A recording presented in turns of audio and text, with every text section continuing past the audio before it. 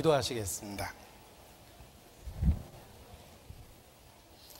살아계시며 역사하시는 거룩하신 하나님, 이 시간 주의 말씀을 배울 수 있는 소중한 기회를 주셔서 진심으로 감사 찬양을 드립니다. 한 영혼을 천하보다 더 소중히 여기시며 또한 모든 사람이 진리를 알고 구원에 이르기를 원하신다고 친히 증거해 주셨습니다. 그 주의 사랑을 의지하여 이 모든 시간 오직 함께 하시는 주께 의지하고 부탁을 드립니다. 주의 진리의 말씀으로만 가르쳐 주시고 성령의 감동과 감화하심으로 우리 마음의 변화를 주시고 생명을 주시기를 주님께 기도합니다. 주의 은혜로 만물이 결실하는 계절에 더 큰 은혜로 영혼의 결실을 맺을 수 있도록 주님 축복해 주시고 우리 모두를 붙잡아 주시기를 주님께 간구합니다. 햇빛으로 만물을 비춰 주시듯이 진리의 빛을 비추어 주시고 말씀을 듣기 전과 후에 분명한 변화를 주의 능력으로 허락해 주시기를 주님께 간구합니다. 오직 성령의 나타남과 능력으로 함께 하시며 하나님의 영광을 나타내 주시옵소서. 결코 고의적으로 주의 말씀을 저버리는 자가 없도록 더욱 은혜를 베풀어 주시고 마음의 문을 열어주시기를 주님께 부탁을 드립니다. 주께 의지합니다. 고마우신 우리 구주 예수님 이름으로 기도합니다. 아멘. 성경 에레미야 10장 말씀을 찾겠습니다. 구약 성경 에레미야 10장입니다. 에레미야 10장 10절부터 보시겠습니다. 1067페이지입니다.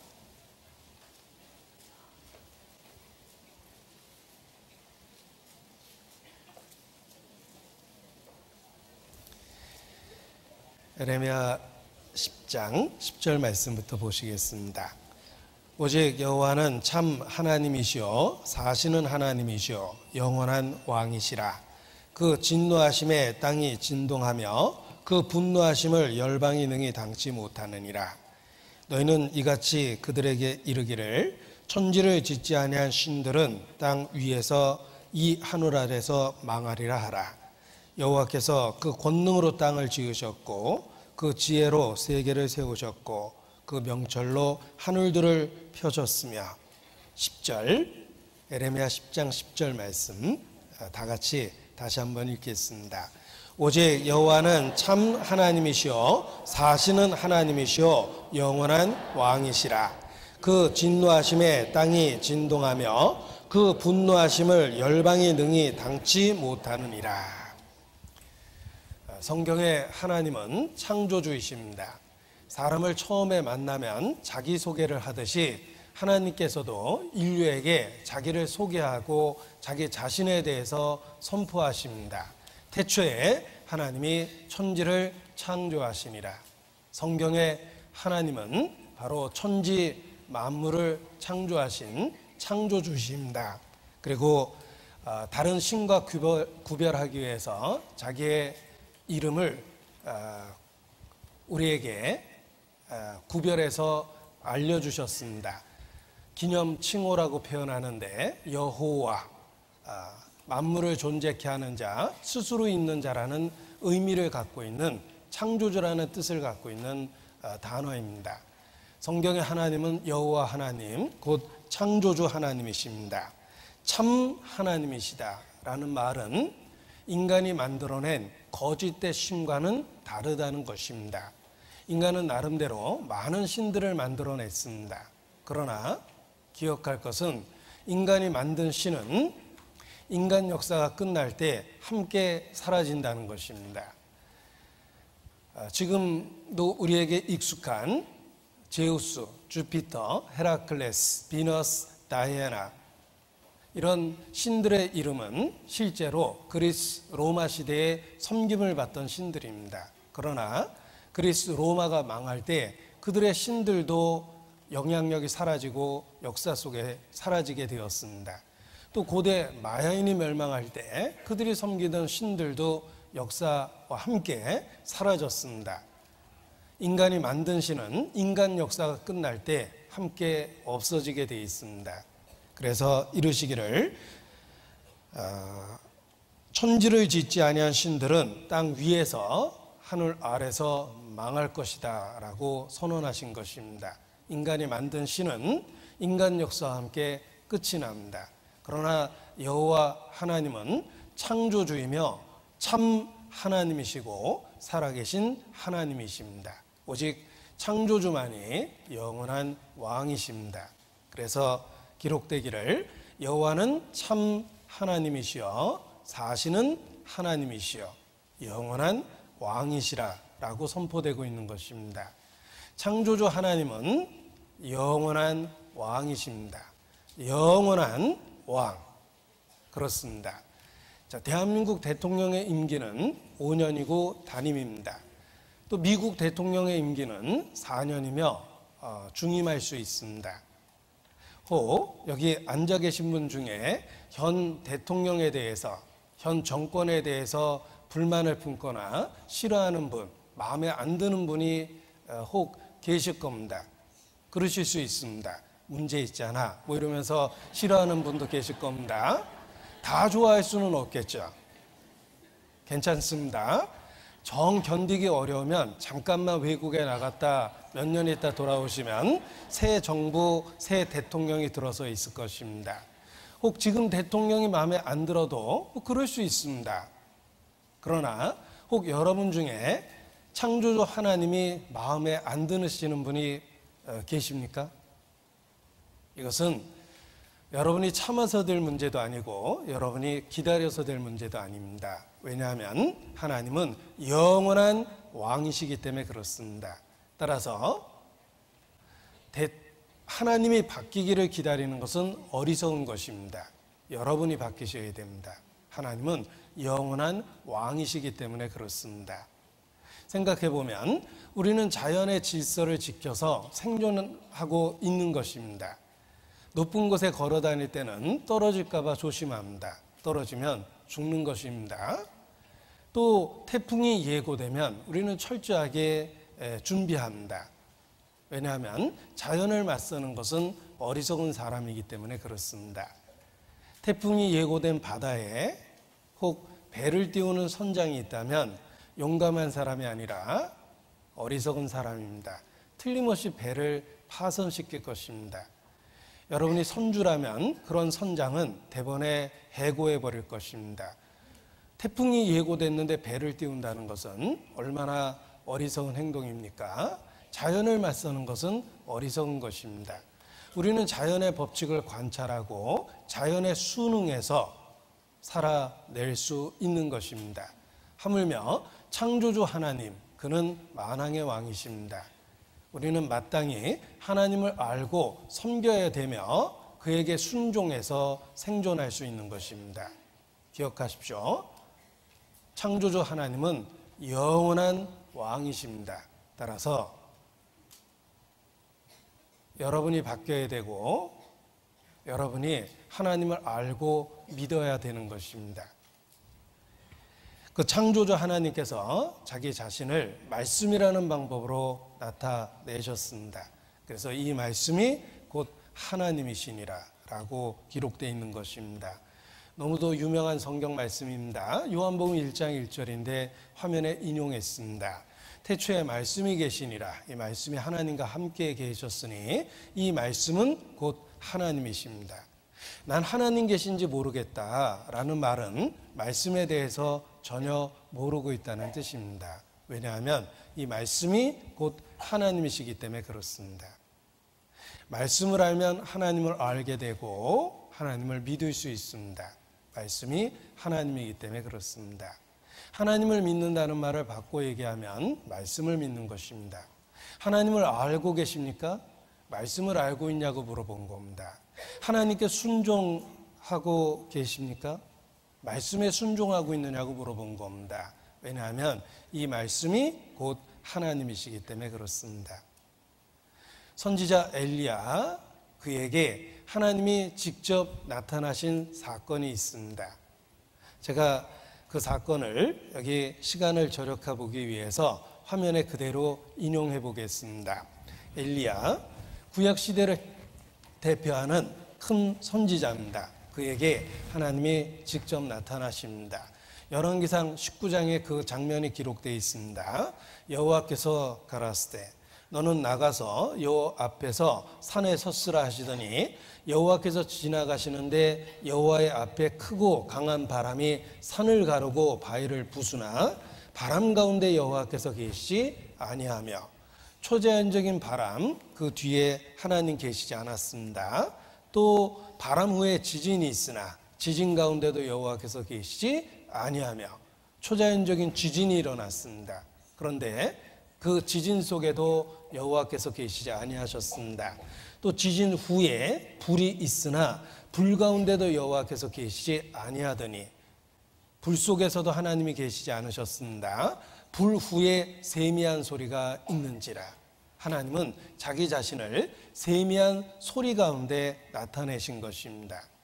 생각해 보십시오. 초자연적인 바람이 지나갔으나 하나님이 그 속에 계시지 않았고 온 산이 진동하는 기적이 일어났습니다. 그러나 그 지진 가운데도 하나님께서 계시지 않았습니다.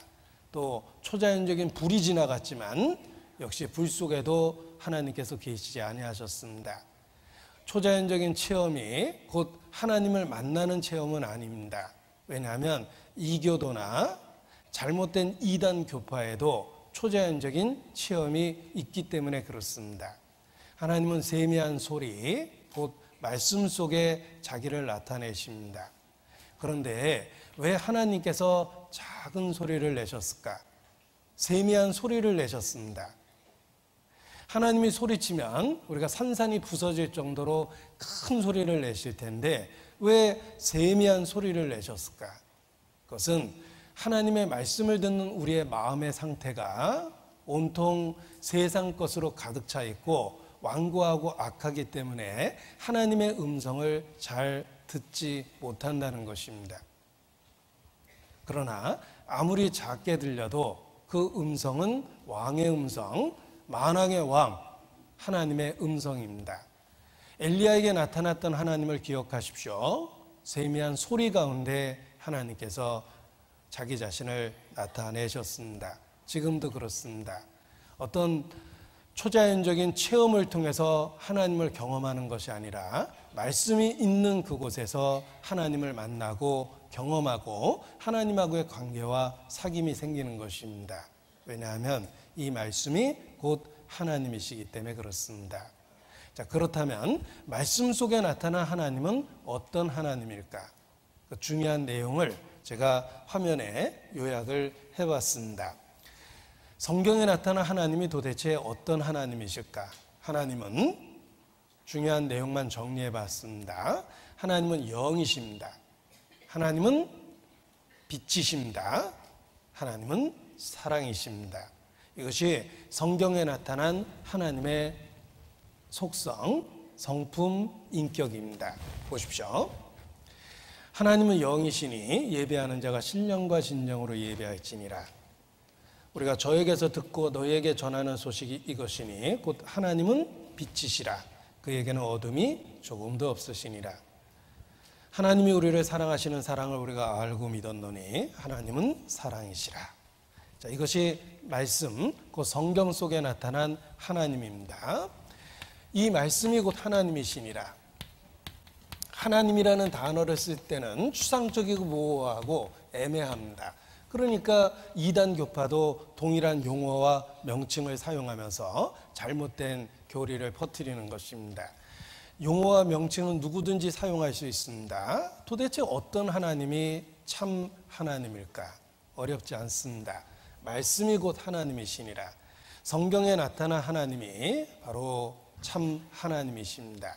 말씀을 배우면 내가 오해했던 하나님에 대해서 바로잡게 됩니다.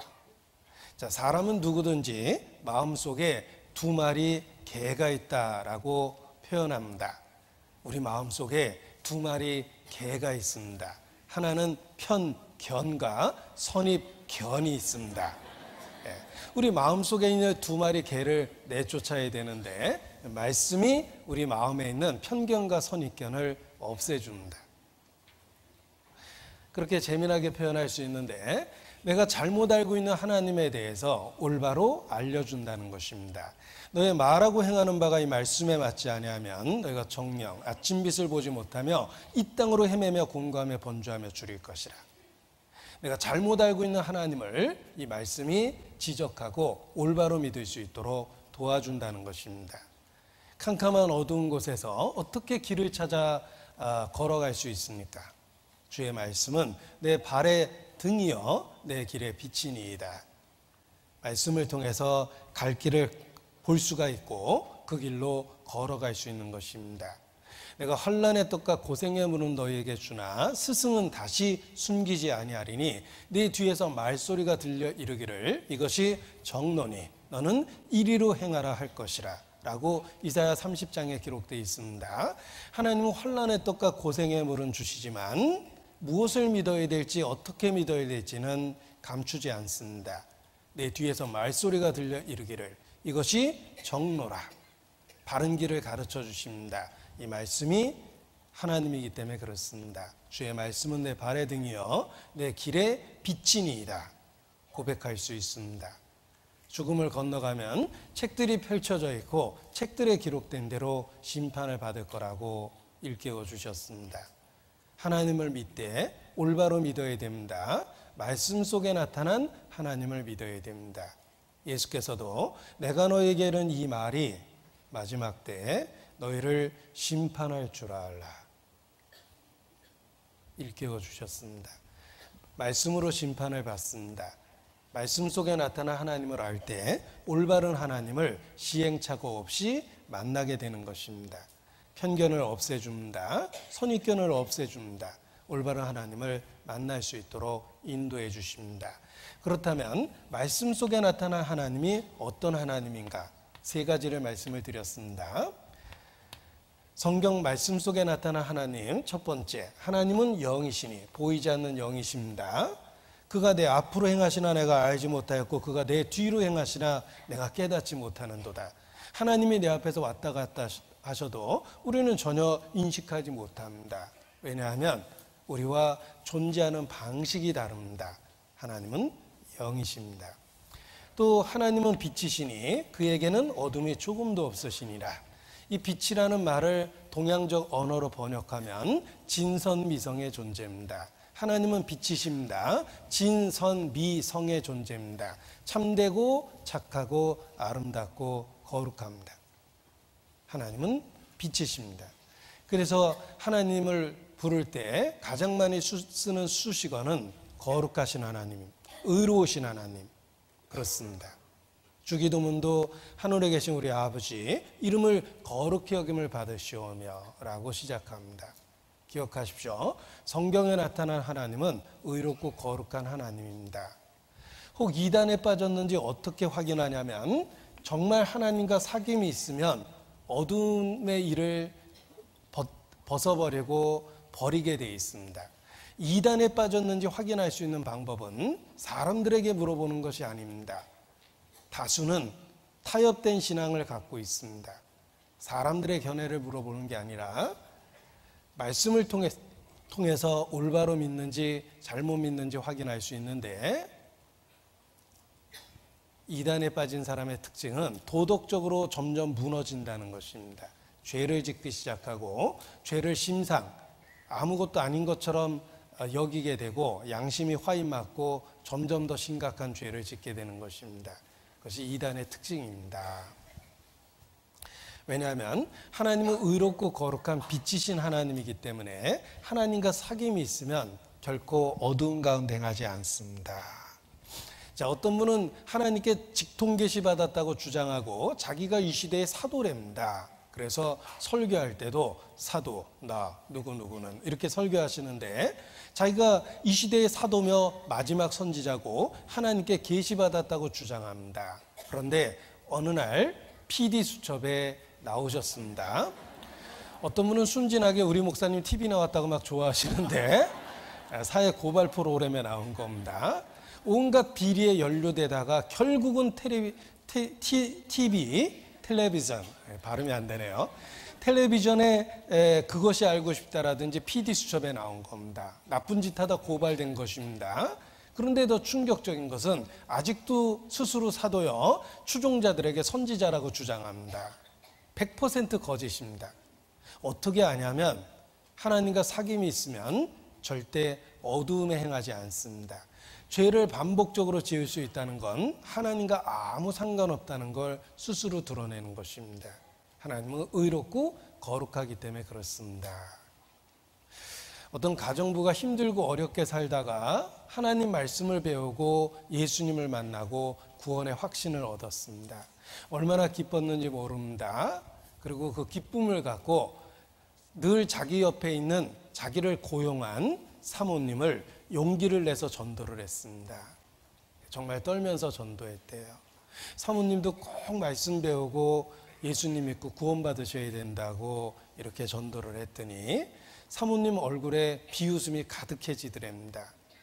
야, 뭐 성경 좀 배웠다고 뭐 구원받냐? 응? 네가 구원받은 증거가 뭐냐? 막 이렇게 따지시듯이 물어보셨습니다. 그때 가정부가 정말 힘있게 전도를 했습니다. 이렇게 대답했습니다. 제가 구원받기 전에는 카페트 밑은 청소 안 했어요. 이렇게 전도를 했답니다. 사실입니다.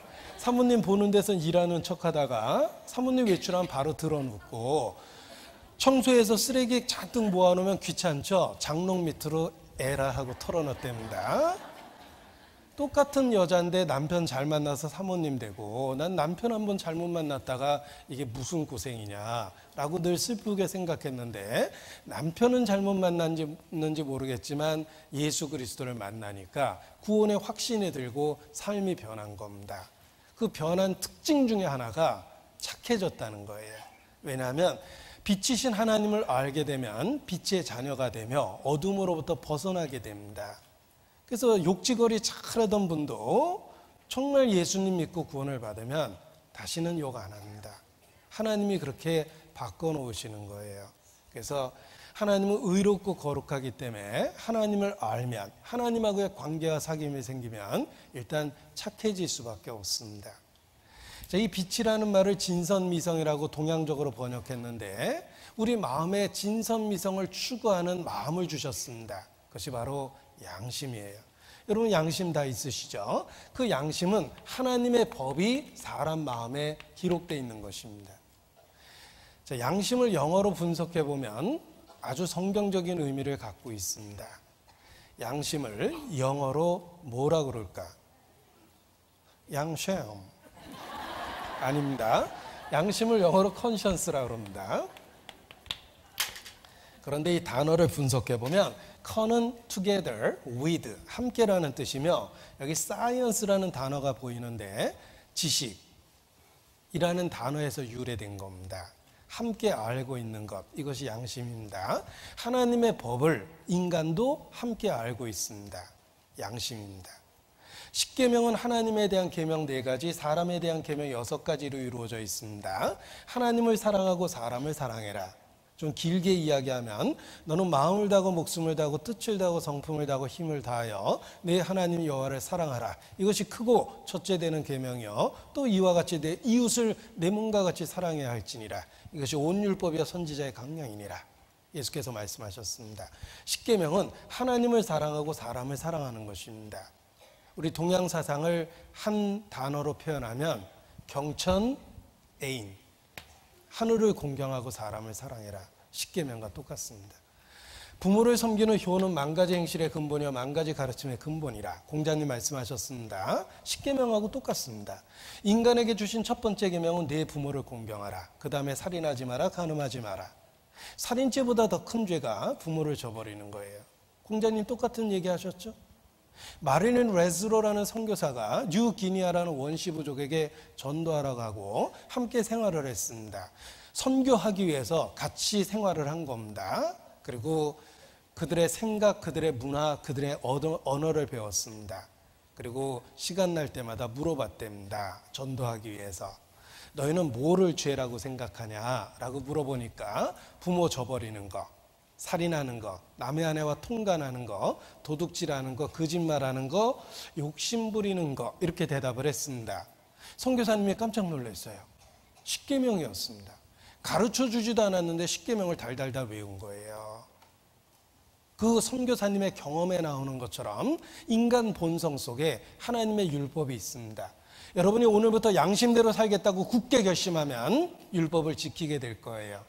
왜? 하나님의 법이 마음에 기록된 게 양심이기 때문에 그렇습니다. 인간은 하나님을 닮아 있습니다. 우리의 본성 속에 하나님을 알 만한 마음이 있기 때문에 그런 것입니다. 양심이 있으시죠? 자, 성경에 나타난 하나님은 사랑이십니다. 창조주 하나님, 그가 우리를 사랑하십니다. 가장 놀라운 진리는 하나님은 사랑이시라 라는 진리입니다. 그래서 서양 사람들은 티셔츠 같은 거 만들면 성경 구절을 잘 써놓는데 가장 많이 쓰는 구절입니다. God is love. 하나님은 사랑이시라 이렇게 많이 씁니다. 예수 안 믿는 사람들 티셔츠에는 touch me, kiss me 이렇게 써놨는데 뭐 어떻게 해달라는 건지 잘 모르겠지만 아무튼 예수 믿는 사람들은 God is love. 하나님은 사랑이시라 라는 진리를 가장 소중히 생각합니다. 보십시오. 성경에 나타난 하나님이십니다. 하나님은 보이지 않는 영적 존재이며 의롭고 거룩하시며 여러분을 정말 사랑하십니다. 이것이 성경에 나타난 하나님입니다. 그런데 그 하나님 앞에 생각해 보죠. 하나님 그리고 나. 자, 무슨 유행가 가사에 그대 그리고 나 이런 유행가가 있던데 하나님 앞에 나라는 존재를 생각해 보죠. 도대체 내가 누굽니까? 사람으로 수십 년을 살았는데도 내가 누군지 잘 모르겠습니다. 산 날만큼 더 산다 하더라도 알 가능성이 없죠. 도대체 내가 누굽니까? 성경은 말씀하십니다. 사람이 무엇입니까? 사람은 하나님의 형상입니다. 하나님이 사람을 자기 형상으로 지으셨습니다. 따라서 하나님을 알면 사람이 무엇인지 알게 되는 거예요. 사람이 무엇입니까? 하나님은 영이십니다. 사람은 영적 존재예요. 이 육체가 나의 전부가 아닙니다. 나는 다리를 잘라도 존재하고 양팔을 잘라도 존재하며 심장을 빼고 기계로 피를 돌려도 나는 살아있어요. 도대체 내가 누굽니까? 나는 하나님과 같은 형상을 갖고 있는 영적인 존재예요. 이 속에 영혼이 있습니다. 그리고 나는 짐승처럼 본능적으로 살아야 될 존재가 아니라 진선미성을 추구하며 살아야 될 양심을 갖고 있는 존재예요. 왜냐하면 하나님을 도덕적으로 닮아 있기 때문에 그렇습니다. 인간은 선한 일을 하고 베풀 때 마음의 기쁨을 갖게 됩니다. 여러분 정말 은밀한 기쁨을 갖고 싶다면 누군가에게 선을 베풀면서 살아보십시오. 사는 기쁨과 보람을 느낄 겁니다. 하나님이 그렇게 하신 거예요. 사람답게 살려면 선을 행하면서 살아야 되는 것입니다. 죄는 우리 마음의 불안과 공포와 분노를 만들어냅니다. 그래서 인생이 망가지는 거예요. 죄를 지면 그렇게 되는 거예요. 죄는. 보십시오. 그리고 중요한 것은 인간은 하나님의 사랑의 대상이라는 거예요.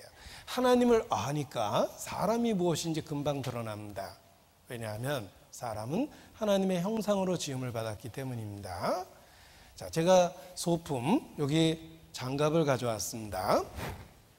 자, 이 장갑은 손의 모양으로 만들었습니다. 장갑은 손을 위에서 만들었습니다. 장갑은 장롱 속에 처박혀 있을 때는 자기가 누군지 무엇에 쓰는 용도인지도 몰랐을 겁니다. 옆에 있는 손수건이라는 친구도 자주 나갔다 오고 양말이라는 친구도 자주 나갔다 들어오는데 자기만 온통 처박혀 있습니다. 도대체 내가 누굴까? 그러던 어느 날 드디어 장갑 주인이 장갑 생각이 났습니다. 자, 장갑이 손을 만난 그날 드디어 자기가 누군지 알게 됐습니다. 왜 자신이 이런 모양으로 생겼는지도 알게 됐어요. 장갑은 손의 모양으로 만들었고 장갑은 손을 위에서 만들었습니다. 따라서 장갑은 손을 만날 때 존재 목적과 의미와 가치를 깨닫게 됩니다. 인간은 스스로 존재 목적을 찾았지만 찾지 못했습니다. 그런데 하나님을 알게 되면 드디어 내가 누군지 알게 됩니다. 왜냐하면 인간은 하나님의 형상으로 지음을 받았기 때문에 그렇습니다. 하나님을 알 때 비로소 내 인생의 의미와 가치와 목적이 생기는 것입니다. 자, 수학에서는 제로, 0의 개념을 발견한 것이 가장 놀라운 일이다라고 이야기합니다. 여기 숫자 0을 써봤습니다. 하나 더 써보죠. 0 쓰는 김에 계속 써보겠습니다. 자, 많은 수고를 들여서 제가 계속 쓰고 있지만 아무런 숫자적 가치가 없습니다. 0은 아무리 많이 써도 숫자적인 가치가 없는데, 그러나 일자를 앞세우는 순간 갑자기 숫자적인 가치가 나타납니다. 0은 죽으나 사나 당신 없이는 못 산다고 이를 붙잡고 살아야 돼요. 이를 잃어버리면 다 잃어버리는 거예요. 인간이 그렇습니다. 우리의 수고는 하나님 없이는 아무런 의미가 없는 거예요. 왜 우리의 인생이 이렇게 문득문득 아무런 의미가 없다고 느껴지는 걸까? 정말 평생을 새벽밥 먹고 열심히 살았는데 문득문득 왜 내 삶이 아무런 의미가 없어 보이는 걸까? 그 이유는 하나님 없이 살았기 때문입니다. 우리의 삶에 하나님을 앞세워 보십시오. 하루를 살아도 의미가 있고 가치가 있고 목적이 있습니다. 인간은 하나님으로 인해 존재하며 하나님으로 인해 가치가 생기고 의미가 생기고 목적이 생기는 것입니다. 왜냐하면 창조주 하나님 앞에 인간은 피조물이며 그에 의하여 생명을 받고 있고, 그리고 하나님의 형상으로 지음을 받았기 때문에 하나님과 함께 있을 때 존재의 목적이 생기는 것입니다. 하나님, 그를 알고 마땅히 그를 섬기는 것이 사람의 본분입니다.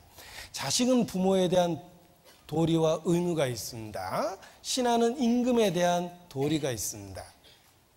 친구 간에도 마땅히 지켜야 될 의무와 법도와 도리가 있습니다. 하물며 피조물인 인간, 존재조차도 없었던 우리가 이 땅에 태어나서 벌거벗고 태어나 필요한 모든 것을 지금까지 공급받고 있는데 창조주 하나님에 대한 의무가 없겠습니까? 도리가 없겠습니까? 본분이 있습니다. 하나님을 경외하고 그 명령을 지키지어다. 이것이 사람의 본분이니라. 그런즉 우리가 여호와를 알자, 힘써 여호와를 알자. 하나님을 알고 만나야 되는 것입니다. 하나님 없이 살아온 인생은 아무런 의미 없는 가치 없고 의미 없는 일의 반복이라는 거예요. 그래서 인생 헛되다라고 선언할 수밖에 없습니다. 전도자가 가로되 헛되고 헛되며 헛되고 헛되니 모든 것이 헛되도다. 좀 깨달으라고 5번이나 얘기한 겁니다. 자, 가을입니다. 가끔은 외롭게 느껴지죠. 가을밤 외로운 밤 벌레 우는 밤 초가집 지붕이 어두워질 때 엄마 품이 그리워 눈물 나오면 수양에 나와서 말씀 들어야 됩니다. 자, 그래서 우리의 삶이 정말 때로는 처량해 보이고 슬프게 느껴질 때도 있는데 하나님을 알아야지만 삶의 의미와 목적과 가치와 기쁨이 생기는 것입니다. 하나님을 어떻게 알고 어떻게 만날 수 있을까? 이 말씀이 곧 하나님이시니라. 너희가 나를 찾고 찾으면 나를 만나리라. 말씀을 배우고 배우면 결국은 말씀을 통해 하나님을 만나게 됩니다.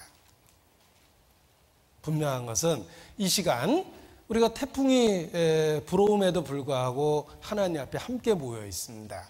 분명한 것은 하나님이 우리에게 기회를 주셨다는 거예요. 기회를 붙잡아야 됩니다. 자, 그래서 우리가 성경을 배우고 있는데 이 성경을 배워보면 바로 성경에 나타난 특징을 발견하게 됩니다. 성경은 하나님이 보시는 인류의 역사입니다. 그런데 잘 살펴보면 그 중심에 이스라엘이 있습니다. 성경은 이스라엘 역사를 중심으로 기록된 인류의 역사라는 것입니다. 왜 하나님이 이스라엘을 중심으로 성경을 기록하셨을까? 그 이유를 오전에도 잠깐 배웠습니다. 이사야서 43장입니다. 다시 한번 읽어드리겠습니다. 이사야서 43장 보십시오. 이사야서 43장 10절입니다. 화면에도 표시해 놨는데 같이 읽겠습니다. 나 여호와가 말하노라. 너희는 나의 증인 나의 종으로 택함을 입었나니 이는 너희로 나를 알고 믿으며 내가 그인 줄 깨닫게 하려 함이라. 나의 전에 지음을 받은 신이 없었느니라. 나의 후에도 없으리라. 자, 이것은 이스라엘을 부르시면서 하나님이 하신 말씀입니다. 너희는 나의 증인이다. 너희로 내가 그인 줄 깨닫게 하려 함이라. 세상 모든 나라는 다신교를 섬기고 하나님께로부터 멀어졌습니다. 그때 하나님이 이스라엘을 부르시고 이스라엘을 창조주를 증거하는 여호와의 증인을 삼으신 겁니다. 보십시오. 증인이라는 말은 교통사고의 증인, 내가 보지 못했던 교통사고를 설명해 줄 수 있다는 뜻입니다. 살인사건의 증인, 살인사건을 우리에게 설명해 줄 수 있다는 뜻입니다. 여호와의 증인, 하나님이 어떤 분이신지 그의 살아계신가 그의 성품에 대해서 이스라엘을 통해서 알 수 있다는 뜻입니다. 이는 너희로 나를 알고 믿으며 내가 그인 줄 깨닫게 하려 함이라. 너희는 나의 증인이라. 이스라엘은 창조주를 증거하기 위해서 선택되었기 때문에 이스라엘을 중심으로 인류 역사를 기록하신 겁니다. 그래서 학자들은 이렇게 표현합니다. 성경의 인류의 역사를 연필이라는 이미지로 설명할 수 있다. 연필을 보라. 이거 연필입니다. 자, 연필은 나무로 이루어져 있다. 성경은 인류 역사가 기록되어 있는데 그 연필의 중심에는 흑연이 지나가고 있다. 이와 같이 인류 역사를 기록한 성경의 그 중심에 이스라엘이 있다. 이렇게 설명합니다. 연필이라는 이미지로 설명을 했습니다. 연필은 나무로 이루어져 있는데 중심에 흑연이 있죠. 성경은 인간 역사, 인류의 역사를 기록한 것인데 그 중심에 이스라엘이 있다는 것입니다. 그렇습니다. 이스라엘을 중심으로 한 인류의 역사를 기록하셨습니다. 왜 하나님이 이스라엘을 선택하고 그들의 역사를 중심으로 해서 기록했을까? 너희는 나의 증인이다. 너로 나를 알고 믿으며 내가 그인 줄 깨닫게 하려 함이라 라고 말씀하셨습니다. 그래서 실제로 역사에 나오는 일화 중에 프레드릭 대왕이 있었습니다. 프레드릭 왕이 궁정 목사를 부릅니다. 질문합니다.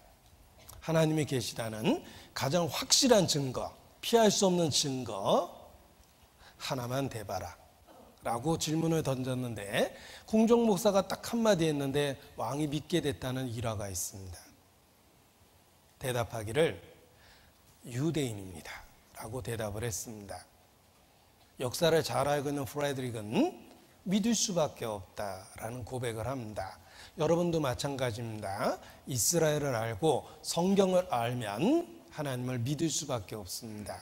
왜냐하면 성경에 나타난 이스라엘 역사 그대로 실제 역사 속에서 이스라엘 역사가 이루어졌기 때문에 그렇습니다. 이스라엘은 여호와의 증인입니다. 이 여호와의 증인이라는 걸 조금 더 이해해 보기 위해서 여기 자료를 준비해 봤습니다. 보십시오. 자, 이것은 이스라엘에 대한 책입니다. 책 제목이 참 길죠? 하나님의 선택받은 민족의 삶의 역사서입니다. 자, 이 책은 서점 가서 사기도 어려워요. 서점 주인한테 하나님의 선택받은 민족의 삶의 역사서 있나요? 서점 주인이 말합니다. 글쎄 하나님의 선택받은 민족의 삶의 역사서 없는데요. 그러면 하나님의 선택받은 민족의 삶의 역사서는 언제 들어와요? 글쎄 하나님의 선택받은 민족의 삶의 역사서가 언제 들어올지 모르겠네요. 이 책 사기도 어렵죠? 네. 근데 이렇게 왜 긴 제목을 정했을까? 이스라엘이에요. 하나님의 선택받은 민족이라는 것입니다. 여기 표지를 확대해 보겠습니다. 유대인은 그때나 지금이나 이 구절을 읽으면서 나는 하나님의 증인이다 고백하며 증인의 삶을 살기 위하여 애쓰고 노력한다. 이스라엘. 그들은 하나님의 증인입니다. 많은 아랍 국가 끝없는 전쟁을 하고 있습니다. 많은 전쟁을 치렀죠. 1948년 1차 중동전쟁, 1956년, 1967년, 1973년 끊임없는 전쟁을 했는데 한 번도 이스라엘이 진 적이 없어요. 누가 배후에서 도와주고 있는 것 같은데 바로 창조주 하나님이 계십니다. 그래서 한 번도 진 적이 없어요. 내가 너희와 함께 싸우겠다. 너희를 당할 자가 없으리라. 너희 한 사람이 천명을 쫓으리라. 약속해 주셨습니다. 자, 이스라엘은 학자들이 이렇게 표현합니다. Keepers of the Scriptures. 성경의 보존자다. 이렇게 이야기하는데 하나님은 그의 모든 계시의 말씀을 유대인들에게 맡기셨고 그 결과 이스라엘을 통해서 세상은 큰 선물을 받게 되었다. The world received a great gift. 이스라엘을 통해서 세상은 큰 선물을 받았습니다. 이 큰 선물이 바로 하나님의 말씀이라는 거예요. 유대인의 나음이 무엇이냐? 하나님의 말씀을 맡았다라고 표현하십니다. 그래서 Jewish people penned the Bible. 유대인은 성경을 기록했다. Jewish people preserved the Bible. 유대인은 성경을 보존했으며 Jewish people proved the Bible. 유대인은 성경을 입증하고 있다라고 이렇게 요약할 수 있습니다. 유대인은 성경을 기록했고 보존했으며 입증하고 있다. 이것이 유대인입니다. 하나님의 인도 아래 유대인은 성경을 기록했고 보존했고 입증하고 있다. Thank you Israel. 고맙다 이스라엘. 이렇게 표현하고 있습니다. 자, 유대인 그들은 성경을 기록했고 보존했고 우리에게 전해주었고 입증하고 있는 민족입니다. 여러분, 이 성경의 사본이 67,200개가 있다고 학자들은 말합니다. 성경의 사본이 67,200개가 있습니다. 67,200개가 있습니다. 아무도 안 놀라니까 제가 계속 얘기하는 거예요. 이렇게 오래 수천 년 전에 기록된 책에 수만 권의 사본이 있다는 건 기적입니다. 부분적으로 인용된 쪽부분까지 67,200개의 사본이 있어요. 그 기적을 누가 만들었냐면 유대인이에요. 유대인은 성경을 기록하고 보존하는데 목숨을 걸었습니다. 그래서 젊은 알렉산더가 군대들을 이끌고 예루살렘에 쳐들어왔을 때 그들은 성문을 꼭꼭 걸어 잠그고 결사항쟁을 합니다. 알렉산더 입장에서는 유럽을 정복했던 그가 조그마한 예루살렘은 아무것도 아닙니다. 그런데 당시에 대제사장이 시몬이라는 대제사장이 있습니다. 알렉산더 단판을 짓기 위해서 하나님 앞에 나갈 때 입는 옷으로 제사장 옷을 입고 다른 제사장들과 함께 왕 앞에 단판을 짓기 위해서 성문을 열고 걸어 나왔습니다. 알렉산더는 교만하게 말 위에서 이렇게 내려다보고 있었대요. 그런데 시몬 대제사장이 가까이 왔을 때 알렉산더가 깜짝 놀라서 말에서 뚝 뛰어내렸답니다. 옆에 있는 장군과 신하들이 놀랐어요. 자기들의 대왕이 왜 일개 제사장 앞에서 말에서 내려올까? 그때 알렉산더가 말합니다. 내가 어제 꿈속에서 전쟁을 하는데 천사가 나와서 나를 도와줘서 꿈속에서 승리했다. 그런데 저 사람 얼굴이 어젯밤에 나를 꿈속에서 도운 천사의 얼굴을 하고 있다. 기적입니다. 알렉산더는 처음부터 마음의 문을 열었답니다. 그때 시몬이 단판을 이렇게 졌습니다. 한 가지 조건만 들어주면 우리는 항복할 것입니다. 거절하면 나와 여기 있는 제사장을 다 죽이고 성에 들어가야 되고 내 백성은 한 사람이 남을 때까지 왕에게 결사항쟁할 것입니다. 그러나 한 가지 조건을 들어주면 항복하겠습니다. 그것이 무엇이냐고 물어봤을 때 시몬은 이렇게 말합니다. 우리의 성경을 지켜달라. 우리의 신앙을 지켜달라. 알렉산더는 그것을 허락해주고 헬라식 건물, 도서관을 예루살렘에 지어주며 마음껏 성경을 읽고 그들의 신앙을 갖도록 허락을 해줬습니다. 그래서 히브리어로 기록된 성경이 알렉산더의 우호 정책 때문에 그리스 언어로 기록될 수 있었던 거예요. 덕분에 전 세계에 읽혀지게 된 겁니다. 보십시오. 제가 한글로 글을 쓰면 읽을 수 있는 분이 몇 명 안 됩니다. 그런데 영어로 제가 글을 쓰면 전 세계 모든 사람들이 제 글을 읽을 수 있을 거예요. 마찬가지입니다. 히브리어로 기록된 성경은 당시 소수의 언어였습니다. 그러나 알렉산더의 우호 정책은 성경을 헬라어로 번역될 수 있도록 만들어줍니다. 이게 셉투아긴트라고 일컬어지는 70인 번역이라는 거예요. 덕분에 온 세상이 성경을 읽을 수 있도록 준비가 된 겁니다. 하나님의 섭리죠. 그 뒤에 헬라에 알렉산더가 있습니다. 알렉산더가 젊은 나이에 죽었는데 그가 했던 위대한 일은 후손도 없이 죽었어요. 유럽을 정복했습니다. 젊은 나이에 죽었습니다. 그런데 죽기 전에 했던 가장 위대한 일은 바로 성경이 헬라어로 번역될 수 있도록 이스라엘에게 우호 정책을 폈다는 것입니다. 그래서 헬라식 도서관도 그 당시에 지어지고 성경이 헬라어로 번역될 수 있는 준비가 됐던 것입니다. 자, 아무튼 그 널리 알려진 일화에도 이스라엘이 성경을 얼마나 목숨을 걸고 지켰는지를 알 수가 있습니다. 우리 성경을 지켜달라. 유대인은 성경을 보존한 민족입니다. 그래서 67,200개의 사본을 우리에게 전해준 고마운 민족이죠. 이스라엘. 그들은 하나님의 말씀을 맡은 민족입니다. 우리도 Thank you, Israel 이렇게 인사해야 됩니다. 자, 이 빨갛게 칠해놓은 것은 유대인이 흩어져 사는 나라인데 통계학적으로 136개국가 이상이라고 그럽니다. 그들은 전 세계에 흩어져 살고 있습니다. 오늘날 불구대천지 원수지간인 유대인과 아랍인은 모두가 셈 어족에 속하는 같은 뿌리를 지닌 형제 민족이야. 또 반말이네. 어르신들 앞에 죄송하지만 아무튼 반말이지만 참 중요한 내용입니다. 유대인과 아랍인은 같은 형제 국가입니다. 아브라함에게는 이삭과 이스마엘이라는 배다른 형제가 있었습니다. 이삭의 후손이 지금의 유대인이 됐고 이스마엘의 후손이 지금의 아랍 족속이 된 거예요. 그 형제 간의 갈등이 지금 민족 간의 갈등이 되고 중동 사태, 중동 문제가 된 겁니다. 이 아랍과 유대인이 형제 국가라는 건 참 놀라운 것입니다. 구약 성서에 따르면 아브라함의 증손자 유다의 자손이라는 데서 유대인이라는 명칭이 유래한다지, 그러나 2000여 년 가까이 떠돌면서 온갖 핍박과 탄압을 받은 유대 민족은 유대교라는 종교로 단단히 뭉쳐서 스스로 돕고 이끄는 강철 같은 유대의식으로 단결했습니다. 그들은 유대 교회당 시나고그를 중심으로 하나가 됐는데, 유대교란 종교 이상의 유대 민족을 하나로 묶는 정신적인 고리이자 유대 민족의 정체성 그 자체이다. 핏줄이 중요한 게 아니다. 유대교를 믿으면 그가 유대인이다. 대단하죠? 종교가 중심이 된 나라.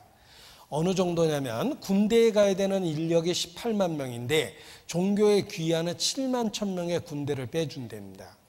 이스라엘은 고등학교 정도 나이에 여자도 군대 갑니다.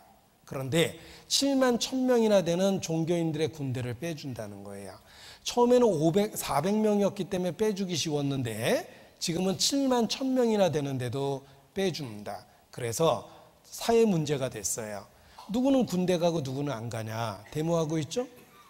그런데 왜 군대를 빼줄까? 법원 판결문입니다. 이렇게 판결이 났어요.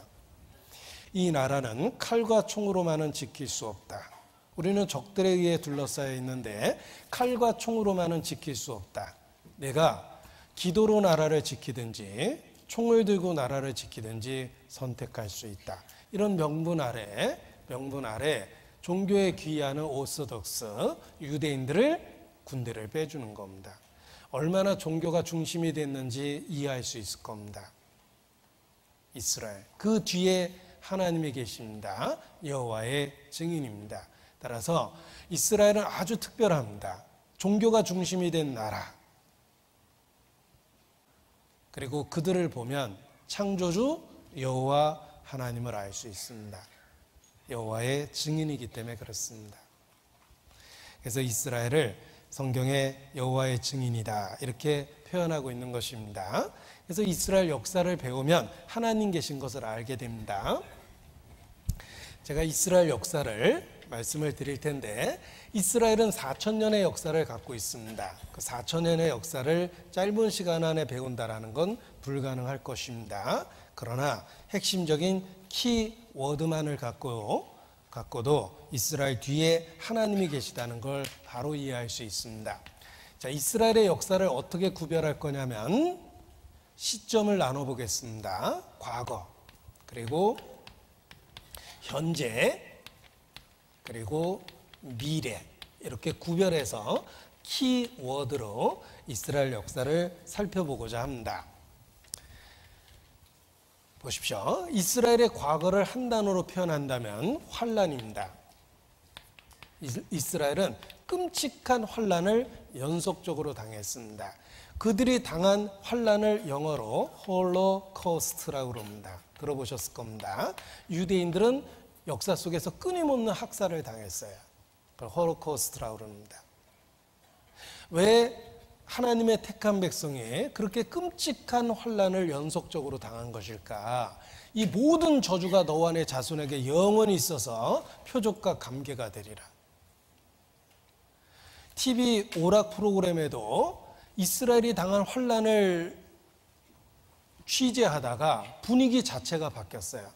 웃고 떠드는 오락 방송이 유대인의 환란을 취재하다가 분위기 자체가 바뀌었는데 그 프로그램 일부를 보여드리도록 하겠습니다. 이 프로그램은 MBC에서 방영됐던 것인데 그것을 보여드리겠습니다. MBC 아시죠? 만나면 좋은 친구 MBC 문화방송에 나왔던 것입니다. 자, MBC에 나왔던 내용을 좀 보여드리려고 합니다. 보세요. 실제로 수용소에 도착할 때 그들이 하는 말이 있습니다. 여기를 나갈 수 있는 유일한 곳은 저기다 라고 가르쳤는데 바로 화장터의 굴뚝이었습니다. 죽어야지 나간다는 뜻이에요. 그런데 그 끔찍한 불행이 그 시대에만 있었던 것은 아닙니다. 역사를 배워보면 수없이 반복된 거예요. 역사를 배워보면 로마 하드리안 황제 때 유대인 대량학살합니다. 도미시안 황제 때 대량학살했죠. 1096년 울바니세가 십자군 전쟁을 일으켰는데 십자군 전쟁이 200년 동안 계속되면서 십자군이 가는 곳마다 유대인을 다 잡아 죽였어요. 스페인에서 유대인 대량학살했습니다. 제정 러시아 때 러시아 정교에서 유대인 대량학살했어요. 우리 시대에 히틀러가 2차 대전에 광기어린 그 시대에 600만 명을 살해했습니다. 내 눈앞에 벌어지는 그 일로 인하여 내가 미치리라. 정말 유대 역사가 그러합니다. 여러분 가정에서 개인적으로 그런 일이 일어난다고 생각해 보십시오. 오늘은 아내 죽고 그 다음날 큰아들 죽고 그 다음날 며느리 죽고 그 다음날 아버지 돌아가시고 매일매일 불행 속에서 산다면 미쳐버릴 겁니다. 유대 역사가 그렇습니다. 어떻게 그런 끔찍한 환란을 당했을까? 후세에 경건치 아니한 자들에게 교훈이 되고 감개가 된다고 그랬죠? 거울이 되고 경계가 될 것이다. 유대 역사는 그리스도를 배척한 죄가 하나님 앞에 얼마나 무섭고 심각한지를 실물 교훈으로 보여준 겁니다. 역사는 교훈입니다. 너희는 그와 같이 하지 말지니라. 아무 생각 없이 인생을 살면 여러분 인생의 그리스도를 끝까지 무시하고 배척합니다. 그 죄가 얼마나 무서운지를 유대 역사를 통해서 실물 교훈으로 보여준 겁니다. 이것이 역사를 통해 보는 교훈입니다. 무엇이든지 전에 기록된 것은 우리의 교훈을 위하여 기록되었다. 이는 우리로 거울이 되고 경계가 되게 하려 하며 우리에게 본이 되게 하려 하심이라 라고 말씀하셨습니다. 유대인의 끔찍한 2000년 환란의 역사는 지옥에 대한 경고라는 거 아셔야 됩니다. 그리스도를 고의적으로 배척한 죄가 하나님 앞에 얼마나 심각하고 무서운지를 유대 역사를 통해 보여주신 것입니다. 이 모든 환란이 너와 내 자손에게 영원히 있어서 표적과 감개가 되리라 라고 경고하셨습니다. 그래서 유대 역사를 한 단어로 표현하면 환란의 역사며 이것은 심판에 대한 경고다라고 말씀드릴 수 있습니다. 자, 현재 우리 시대와 관련한 유대 역사를 한 단어로 표현하면 바로 회복입니다. 우리 시대에 이스라엘이 회복되었고 나라를 세웠고 강한 나라가 되었습니다. 현재와 관련한 이스라엘 민족의 키워드는 회복입니다. 자, 20세기 최고의 기적이 있었다. 학자들은 말합니다. 1948년 5월 14일입니다. 20세기 최고의 기적이라고 이야기합니다. 바로 이스라엘의 독립이에요. 왜 이스라엘의 독립이 20세기 최고의 기적일까? 생각해보면 20세기에는 여러 가지 일이 있었습니다. 인류가 달나라갔습니다. 텔레비전이 발명되고 보급됐습니다. 컴퓨터의 발명과 보급과 확대가 20세기에 이루어진 겁니다. 그럼에도 불구하고 20세기 최고의 사건을 사회과학자들은 이스라엘의 독립이라고 이야기합니다. 왜 이스라엘의 독립이 20세기 최고의 사건이 될 수밖에 없냐면 역사를 알면 공감하십니다. 이스라엘은 BC 606년 바벨론에 의해서 나라가 망했어요. 주권이 없어졌습니다. 바벨론 왕에 의해서 이스라엘이 다스림을 받았고 꼭두각시 왕들을 세워놨어요. 그런데 마지막 시드기야가 바벨론 왕을 반역을 합니다. 바벨론 왕이 군대를 이끌고 달려왔습니다. 왕의 두 아들을 사로잡아서 왕이 보는 앞에서 왕자들을 살해해요. 반역한 대가다. 그리고 왕의 두 눈을 뽑아버립니다. 그리고 아가리를 깨서 빨가벗겨서 바벨론까지 끌고 갔어요. 그리고 거기서 죽습니다. 그것이 이스라엘의 마지막 왕이에요. 그 일이 BC 586년에 있었습니다. 그래서 나라는 BC 606년에 망했고 마지막 꼭두각시 왕까지 없어진 그때가 BC 586년이며 그 바벨론에 의해서 이스라엘은 식민지 생활을 했고 이어서 페르시아가 등장하고 페르시아의 식민지 생활을 했고 페르시아를 점령한 게 헬라, 그리스의 알렉산더입니다. 알렉산더에 의해서 다시 식민지 생활하다가 알렉산더 사후 나라가 넷으로 분열이 됐습니다. 이것을 재통합한 것이 로마예요. 예수님은 이 로마 시대에 태어났습니다. 그러다가 AD 70년에 유대인들은 전 세계에 흩어지게 되었습니다. 이스라엘은 이스라엘 땅에 살아서는 안 된다는 로마 법에 의해서 5인 가족이라면 5군데로 다 흩어버린 것입니다. 생각해 보십시오. 나라가 없어진 지 2600년 만에 독립했고 전 세계에 흩어진 지 2000년 만에 독립했습니다. 불가능한 일이 일어난 거예요. 20세기 최고의 기적입니다. 이스라엘, 그들이 돌아왔습니다. 성경에 예언된 그대로 우리 시대의 이스라엘이 돌아왔습니다. 성경은 마지막 때 이스라엘이 돌아올 거라고 수없이 반복적으로 예언하고 있습니다. 그때가 마지막 때입니다. 강남 갔던 제비가 돌아오면 봄이 온 것입니다. 전 세계에 흩어졌던 이스라엘이 돌아오면 그리스도의 재림이 가까운 것입니다. 그런데 우리 시대 이스라엘 그들이 돌아왔습니다. 성경에 예언된 그대로 그들이 우리 시대에 돌아온 거예요. 제가 시간을 절약하기 위해서 몇 구절 찾아놨습니다. 성경은 예언하고 있습니다. 너는 또 말하기를 주 여호와의 말씀에 내가 너희를 만민 가운데서 모으며 136개 국가에서 모았죠? 모은다라는 말이 맞습니다. 이 모은다라는 단어는 키부츠라는 어원과 같습니다. 이스라엘의 건국 모태가 됐던 집단농장 키부츠는 언어적 뉘앙스만 봐도 예언이 놀라울 정도로 성취된 거예요. 내가 너희를 키부츠하겠다는 뜻이 만민 가운데서 모으며 너희를 흩은 열방 가운데서 모아내고 이스라엘 땅으로 너희에게 주리라 하셨다 하라. 이스라엘 땅. 나 주 여호와가 말하노라. 내가 열방에 흩어 있는 이스라엘 족속을 모으고 그들로 인하여 열국의 목전에서 내 거룩함을 나타낼 때 그들이 고토 조상들이 살던 땅입니다. 곧 내 종 야곱에게 준 땅에 거할지라. 내가 너희를 열국 중에서 취하여 내고 열국 중에서 모아 데리고 고토에 들어가서 함께 읽겠습니다. 내가 저희를 그 본토에 심으리니 저희가 나의 준 땅에서 다시 뽑히지 아니하리라. 이는 내 하나님 여호와의 말씀이니라.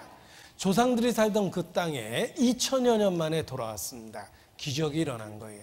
성경에 예언된 그대로 우리 시대 이스라엘 그들이 돌아왔습니다. 이것이 기적이에요. 그들이 예수님을 살해했을 때 전 세계에 흩어졌습니다. 마지막 때 그들을 돌아오고 모아서 돌아오겠다고 그러셨는데 그들이 우리 시대에 전 세계에서 돌아와서 나라를 세웠습니다. 기적입니다.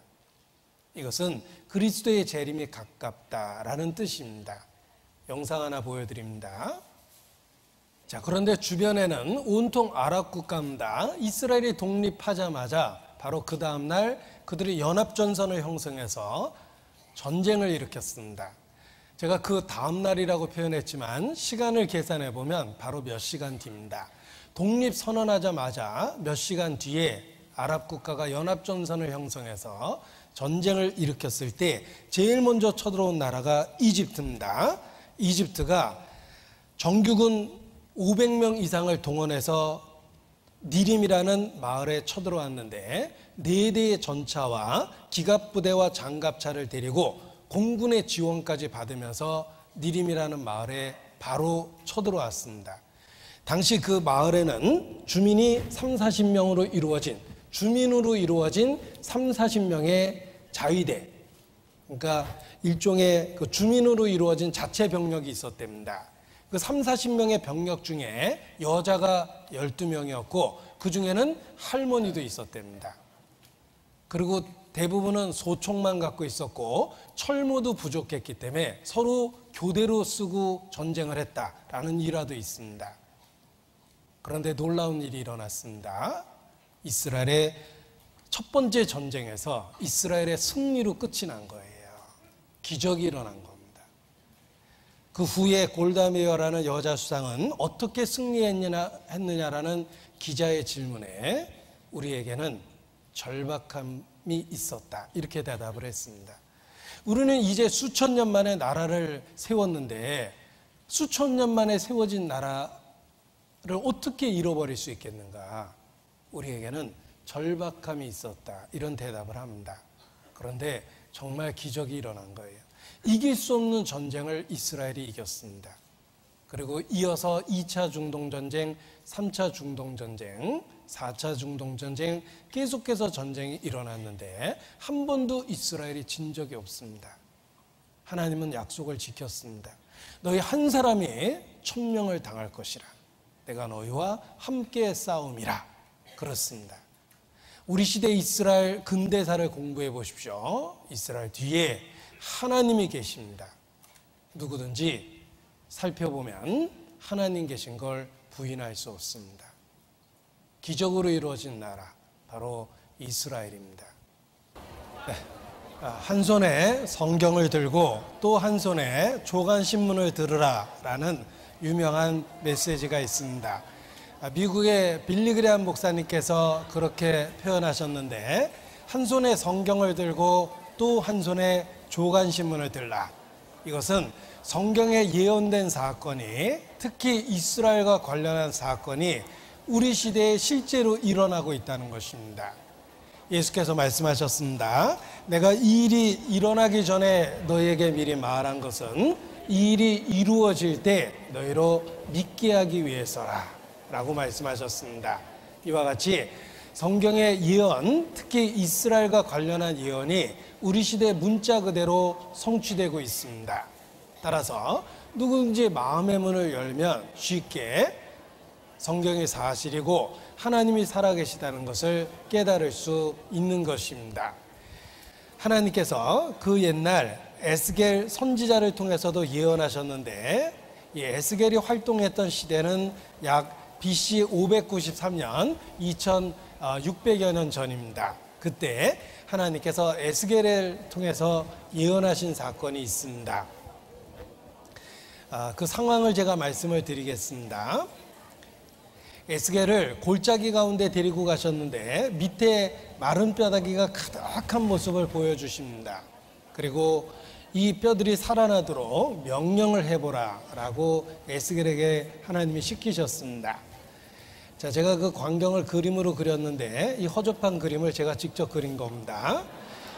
이 골짜기에 마른 뼈다귀가 가득하고 여기 선지자가 서 있습니다.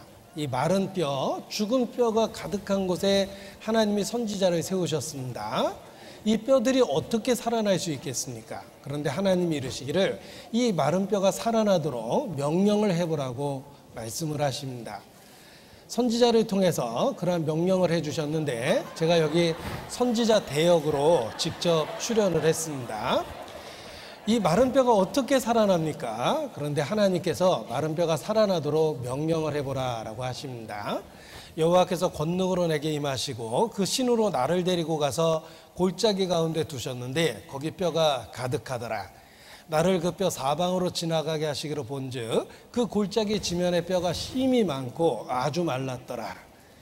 그가 내게 이르시되 인자야 이 뼈들이 능히 살겠느냐 하시기로 내가 대답하되 주 여호와여 주께서 아시나이다. 또 내게 이르시되 너는 이 모든 뼈에게 대언하여 이르기를 너희 마른 뼈들아 여호와의 말씀을 들을지어다. 자, 마른 뼈들아 여호와의 말씀을 들을지어다. 하나님의 말씀이 전해지니까 이 뼈 저 뼈가 들어맞고 움직이고 서로 연결이 되기 시작합니다. 그래서 이 뼈 저 뼈가 들어맞고 뼈들이 서로 연락하더라. 내가 또 보니 그 뼈에 힘줄이 생기고 살이 오르며 그 위에 가죽이 덮이나 그 속에 생기는 없더라. 이 뼈 저 뼈가 들어맞습니다. 또 내게 이르시되 인자야 너는 생기를 향하여 대언하라. 생기가 그들에게 들어가매 그들이 곧 살아 일어나서 서는데 극히 큰 군대더라. 이 마른 뼈가 이 뼈 저 뼈가 들어맞고 힘줄이 오르고 살이 오릅니다. 그리고 일어서는데 건장한 사람이 됐어요. 그런데 하나님은 그 마른 뼈들로 군대를 일으키신 겁니다. 기적이죠. 생각해 보십시오. 이렇게 다 죽은 뼈다귀가 어떻게 살아날 수 있습니까? 그런데 살아나라 라고 명령했더니 이 뼈 저 뼈가 들어맞고 힘줄이 오르고 살이 오르는데 아주 건장한 사람이 됐습니다. 기적입니다. 많은 분들이 이게 제 사진이라고 생각하는데 제가 뭐 이 정도는 아닙니다. 자, 죽은 송장이 살아나면 기적인데 하나님은 스케일이 크십니다. 죽은 민족을 살리셨습니다. 바로 우리 눈앞에서 그런 기적을 이루신 겁니다. 이스라엘, 그들이 성경에 예언된 그대로 우리 시대에 돌아와서 나라를 세웠습니다. 그리고 더 놀라운 건 죽은 언어였던 히브리어를 되살린 것입니다. 그들의 언어는 사어였습니다. 죽은 언어였습니다. 그런데 그 죽은 언어를 그들이 다시 살려서 사용하고 있습니다. 민족이 살아났고 죽은 언어가 살아났습니다. 지금 이스라엘에 가보면 그들의 공식 언어는 히브리어나 혹은 영어를 사용합니다. 히브리어를 사용하고 있다는 것입니다. 유대인들은 13살이 되는 해에 모세오경을 대중 앞에서 읽을 수 있어야지만 어른 대우를 해줍니다.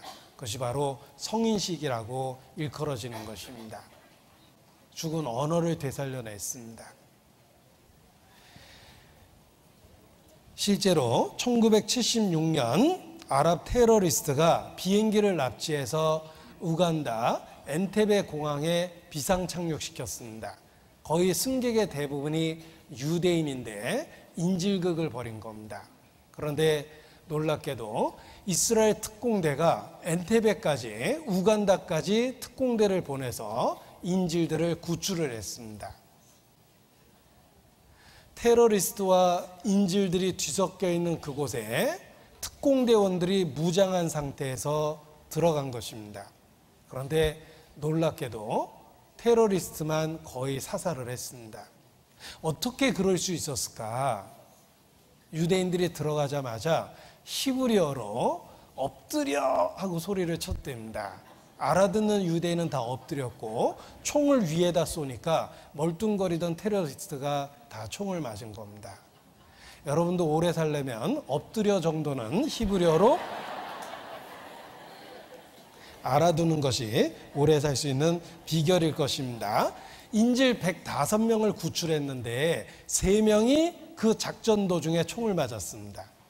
근데 왜 총을 맞았는지 나중에 조사해 보니까 히브리어를 모르고 있는 유대인 3명이었다. 이런 조사 결과가 있습니다. 그들은 죽은 히브리어를 되살려서 사용하고 있습니다. 언어가 되살아난 거예요. 부끄러운 얘기지만 우리하고 비교해 보십시오. 우리는 일제 36년을 겪었고 그리고 창씨개명했습니다. 외정식 이름을 갖게 되었고 공식 석상에서 일본어를 사용했습니다. 그래서 해방을 맞고 수십 년이 흘렀지만 아직도 우리의 이름 속에는 그 외정식 이름이 남아 있습니다. 영자, 순자, 애자, 희자 이게 다 밑짓고 하는 그 외정식 이름입니다. 제가 뭐 친일파라고 공식적으로 비난하는 건 아닙니다.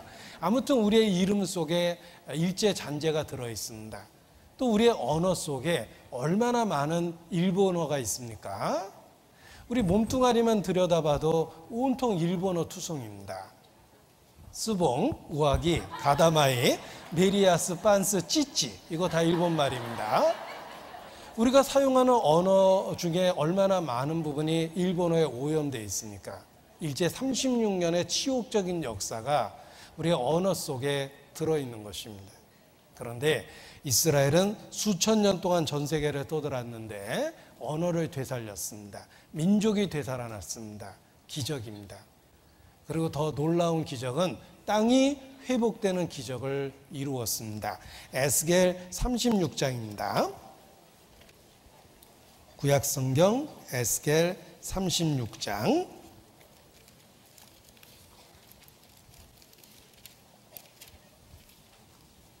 34절 1210페이지입니다.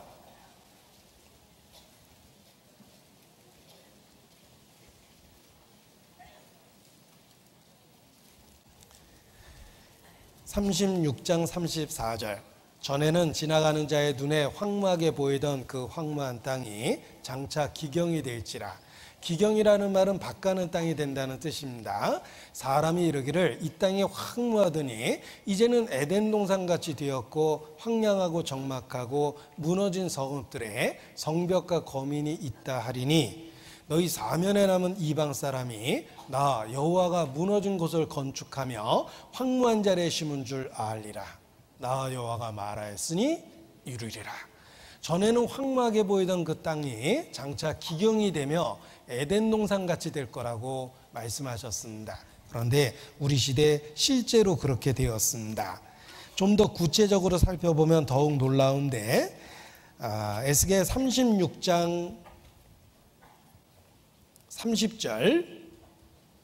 30절 또 나무의 실과와 밭의 소산을 풍성케 하여 너희로 다시는 기근의 욕을 열국에서 받지 않게 하리니 그들이 자연의 풍성한 수확을 누릴 것을 그렇게 말씀을 해주셨습니다. 한마디로 땅이 회복된 것입니다.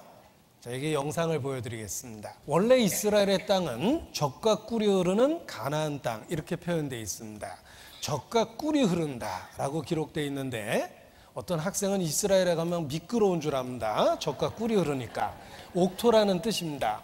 얼마나 옥토냐면 포도 한 송이를 땄는데 두 장정이 어깨로 메었답니다. 이 포도 한 알이 축구공만은 안 해도 야구공만은 했다 이런 뜻입니다. 포도 한 송이를 두 장정이 어깨로 맬 정도로 비옥한 땅이었는데 이스라엘이 저주받자마자 완전한 황무지가 됩니다. 풀 한 폭이 자랄 수 없는 땅이 됐는데 전형적인 이스라엘 땅의 모습이 어떻게 생겼는지 보여드리겠습니다. 보십시오. 풀 한 폭이 꽃 한 송이 나무 하나 자랄 수 없는 황무한 땅이 된 것입니다. 실제로 마크 트웨인이라는 작가는 1856년 갈릴리 호수에서 예루살렘까지 걸어갔는데 40마일을 걸어가면서 나무 한 그루를 못 봤고 사람 한 명도 못 봤다고 여행기에 써놨습니다. 그야말로 완전 황무지가 된 것입니다.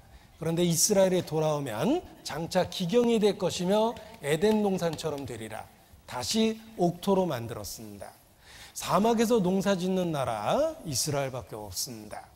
중동의 아랍 국가는 다소 충격적이지만 식량 자급률이 1% 미만입니다. 그들은 석유를 팔아서 99%의 식량을 사 먹고 있습니다.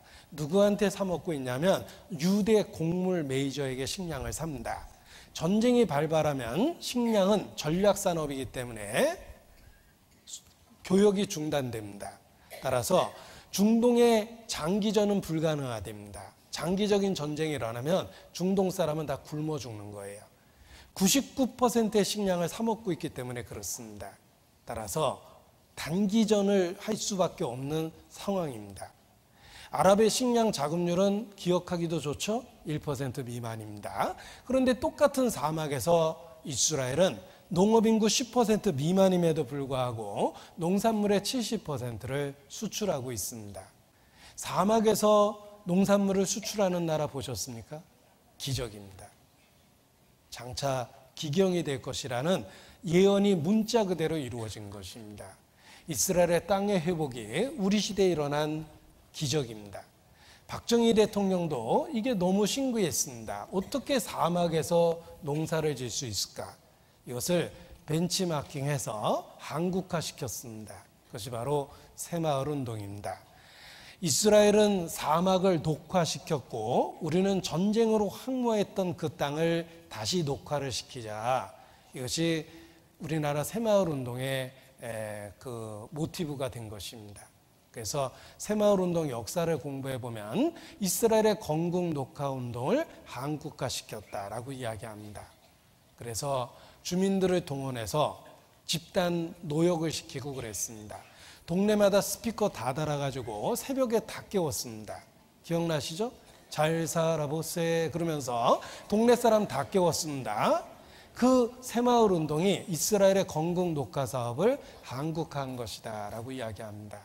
이스라엘은 사막에서 농사 짓고 있습니다. 기적을 만든 것입니다.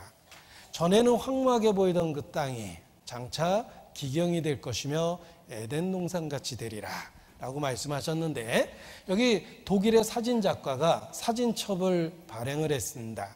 몇 장 남은 중동의 사진입니다. 이 사진을 보다가 요즘에는 어떻게 변했을까 궁금해서 같은 지역에 같은 앵글로 사진을 찍어서 사진첩을 냈습니다. 이랬던 곳이 이렇게 바뀌었습니다. 전에는 황무하게 보이던 그 땅이 장차 기경이 될 것이라, 빈 땅에 건축하게 하며 사람들을 내 위에 많게 하리라. 정말 그렇게 하셨습니다. 황무하던 해안 도시가 이렇게 번화한 도시가 되었고, 황무했던 해안가가 지금은 해안 도시가 됐습니다. 풀 한 폭이 자랄 수 없던 척박한 땅에 녹화, 지금은 녹색이 보이는 지역으로 바꿔놨고 완전히 땅을 바꿔놓은 겁니다. 이렇게 바뀌었습니다. 전에는 황무하게 보이는 땅이 장차 많은 사람이 사는 그런 곳이 될 거라고 예언하셨는데 정말 우리 시대에 그렇게 됐습니다. 자, 이스라엘은 군사 지역이 많기 때문에 항공 촬영을 엄격하게 금하는데 정부의 허가를 받고 항공 촬영을 한 그 다큐멘터리가 있습니다. 이스라엘을 비행기를 타고 내려다본다는 건 아주 특별한 경험인데 여기 그러한 영상을 보여드리도록 하겠습니다. 이스라엘 땅을 항공 촬영한 것입니다. 마치 성서에 나오는 에덴 동산을 보는 것과 같습니다 라고 설명이 나왔는데 성경 표현 그대로입니다. 지나가는 자의 눈에 에덴 동산과 같이 된다고 말씀하셨습니다. 말씀하신 건 수천 년 전인데 우리 시대 문자 그대로 성취하셨습니다. 이스라엘은 기경이 되었고 에덴 동산처럼 됐습니다. 생각해 보십시오. 유대인은 수천 년 전 세계를 떠돌았습니다. 그들의 민족적인 소원이 하나의 표로 만들어졌습니다. 내년에는 예루살렘에서. 예루살렘은 약속과 예배의 도시입니다. 그들은 예루살렘을 빼앗겼습니다. 2000년 동안 내년에는 예루살렘에서, next year in Jerusalem, 유대인들의 민족적인 꿈이었습니다. 그런데 우리 시대에 기적이 일어났습니다. 그 예루살렘을 되찾은 것입니다. 보십시오. 1948년 5월 14일 이스라엘이 독립했습니다. 그로부터 딱 20년 만에 1967년 6월 7일 아랍 14개 국가가 이스라엘에 선전포고를 하고 전쟁을 일으켰는데 이스라엘이 6일 만에 승리로 이끌었습니다. 그러나 전쟁에서 승리해도 많은 사람이 죽게 되어 있습니다. 유대인들은 절대 소모전은 하지 않습니다. 전쟁을 했다면 대가가 있어야 된다는 거예요. 그 전쟁 때 뺏은 땅을 돌려주지 않았습니다. 그것을 3대 점령지라고 그래요. 제가 이스라엘 지도를 한번 그려보겠습니다. 보세요. 다 그렸어요. 이게 바닷가입니다. 이쪽에 갈릴리 호수가 있고 요단강이 있고 벙어리 장갑에 사해바다가 있는 것입니다. 갈릴리 호수, 사해바다, 요단강, 그리고 이쪽이 바로 약속의 땅입니다. 이스라엘이 전쟁할 때 가자지구라는 해안 평야지대를 뺏었습니다. 이 땅이 굉장히 좋은 땅이에요. 유대인들의 평야는 주로 해안가에 몰려 있습니다. 그러니까 이 좋은 땅을 돌려줄 수가 없었던 거예요. 나머지는 거의 쓸 수 없는 땅이거든요. 가자 지구를 뺏어서 안 달려줬습니다. 그리고 요단강 서편 웨스트 뱅크라고 그러죠. 이 웨스트 뱅크 지역을 뺏어서 안 돌려줬어요. 그리고 갈릴리 호수 북쪽으로 높은 언덕지대가 시리아 땅입니다. 여기는 높은 언덕지대이기 때문에 여기다가 미사일 기지를 놓고 이스라엘을 쏘면 전역 구석구석에다 쏠 수가 있어요. 따라서 이것은 전략적 요충지이기 때문에 못 돌려줍니다. 골란고원을 돌려주면 아주 곤란해지거든요. 그래서 안 돌려준다. 자, 중동 전쟁을 통해서 6.1 전쟁을 통해서 세 곳을 뺏어서 지금도 안 돌려주고 있는 3대 점령지가 가자지구, 웨스트 뱅크, 그리고 골란고원입니다. 그런데 이 웨스트 뱅크라고 일컬어진 지역이 바로 요르단 땅이었어요. 요르단 군대는 영국식 군사교육을 받았기 때문에 중동에서 가장 강한 군대로 알려져 있습니다. 우리로 치면은 완전 특수부대로만 이루어진 군대예요. 그럼에도 불구하고 그들이 이 웨스트 뱅크를 뺏었고 여기에 예루살렘이 있었는데 예루살렘을 그때 되찾은 거예요. 보십시오. 1967년 꿈이 이루어졌습니다. 내년에는 예루살렘에서라는 꿈이 이루어진 거예요. 정말 예루살렘을 되찾았어요. 그때 이스라엘의 장군이 모세 다얀입니다. 애꾸는 장군이에요. 그는 정치적인 목적 때문에 겉으로는 하나님을 믿는다는 고백을 하지 않습니다. 왜냐하면 종교 때문에 정치적 방해가 될까봐 그는 겉으로는 하나님을 인정하지 않는다고 표현했지만 1967년 예루살렘을 되찾고 통곡의 벽에 지휘관으로 첫 번째 들어가서 신에게 기도합니다. 하나님께 기도합니다. 그들은 기도문을 적어서 그 통곡의 벽돌 사이에 낍니다. 다큐멘터리에서 유대인들이 눈물로 막 기도하는 거 보셨을 겁니다. 그 사람도 거기서 기도하고 기도문을 적어서 벽돌 사이에 끼었어요. 하나님을 믿지 않는다고 했던 그가 하나님에 대한 기도문을 쓴 겁니다. 도대체 뭐라고 쓰었을까? 그 자리를 모세 다연이 떠났을 때 기자들이 몰려들어서 바로 빼봤답니다. 뭐라고 써 있었냐면 시편 118편에 있는 구절을 썼습니다. 안 찾아보면 궁금해서 잠이 안 올 겁니다. 시편 118편입니다. 찾겠습니다.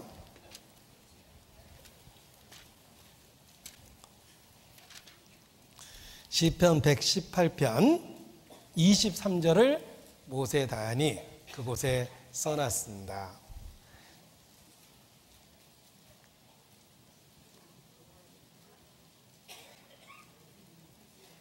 시편 118편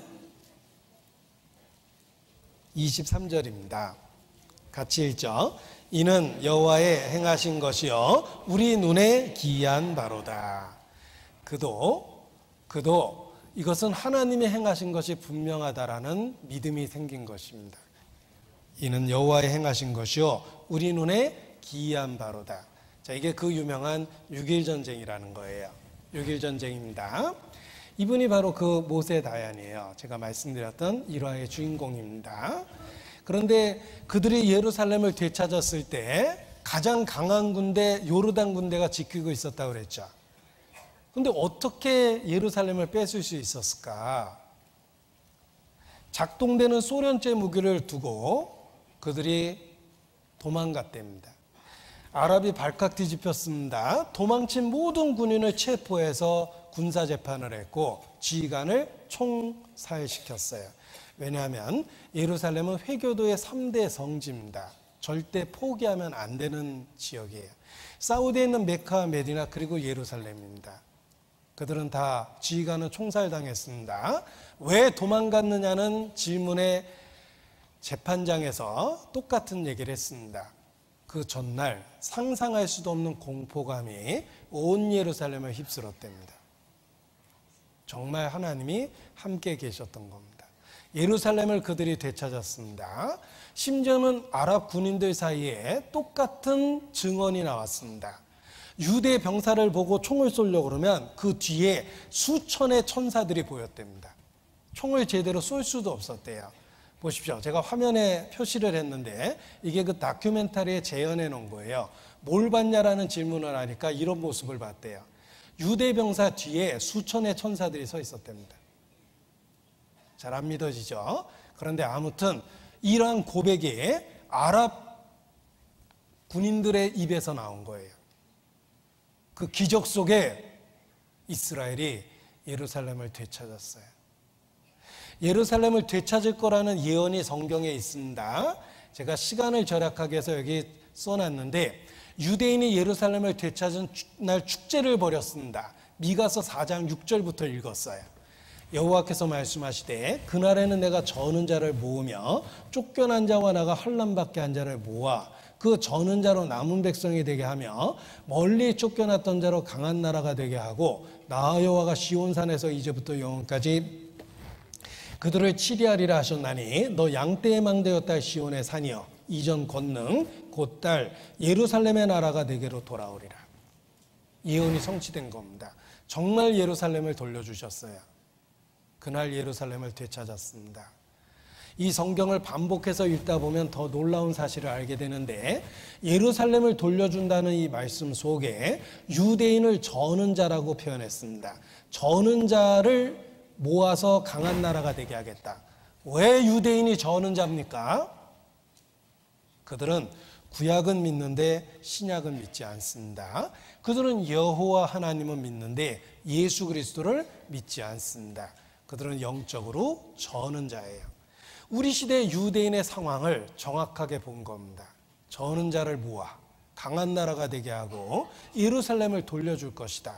2700년 전의 예언이 우리 눈앞에서 문자 그대로 성취됐습니다. 이스라엘 그들이 돌아왔고 예루살렘을 되찾았습니다. 그래서 우리 시대를 성경적인 마지막 시대라고 이야기합니다.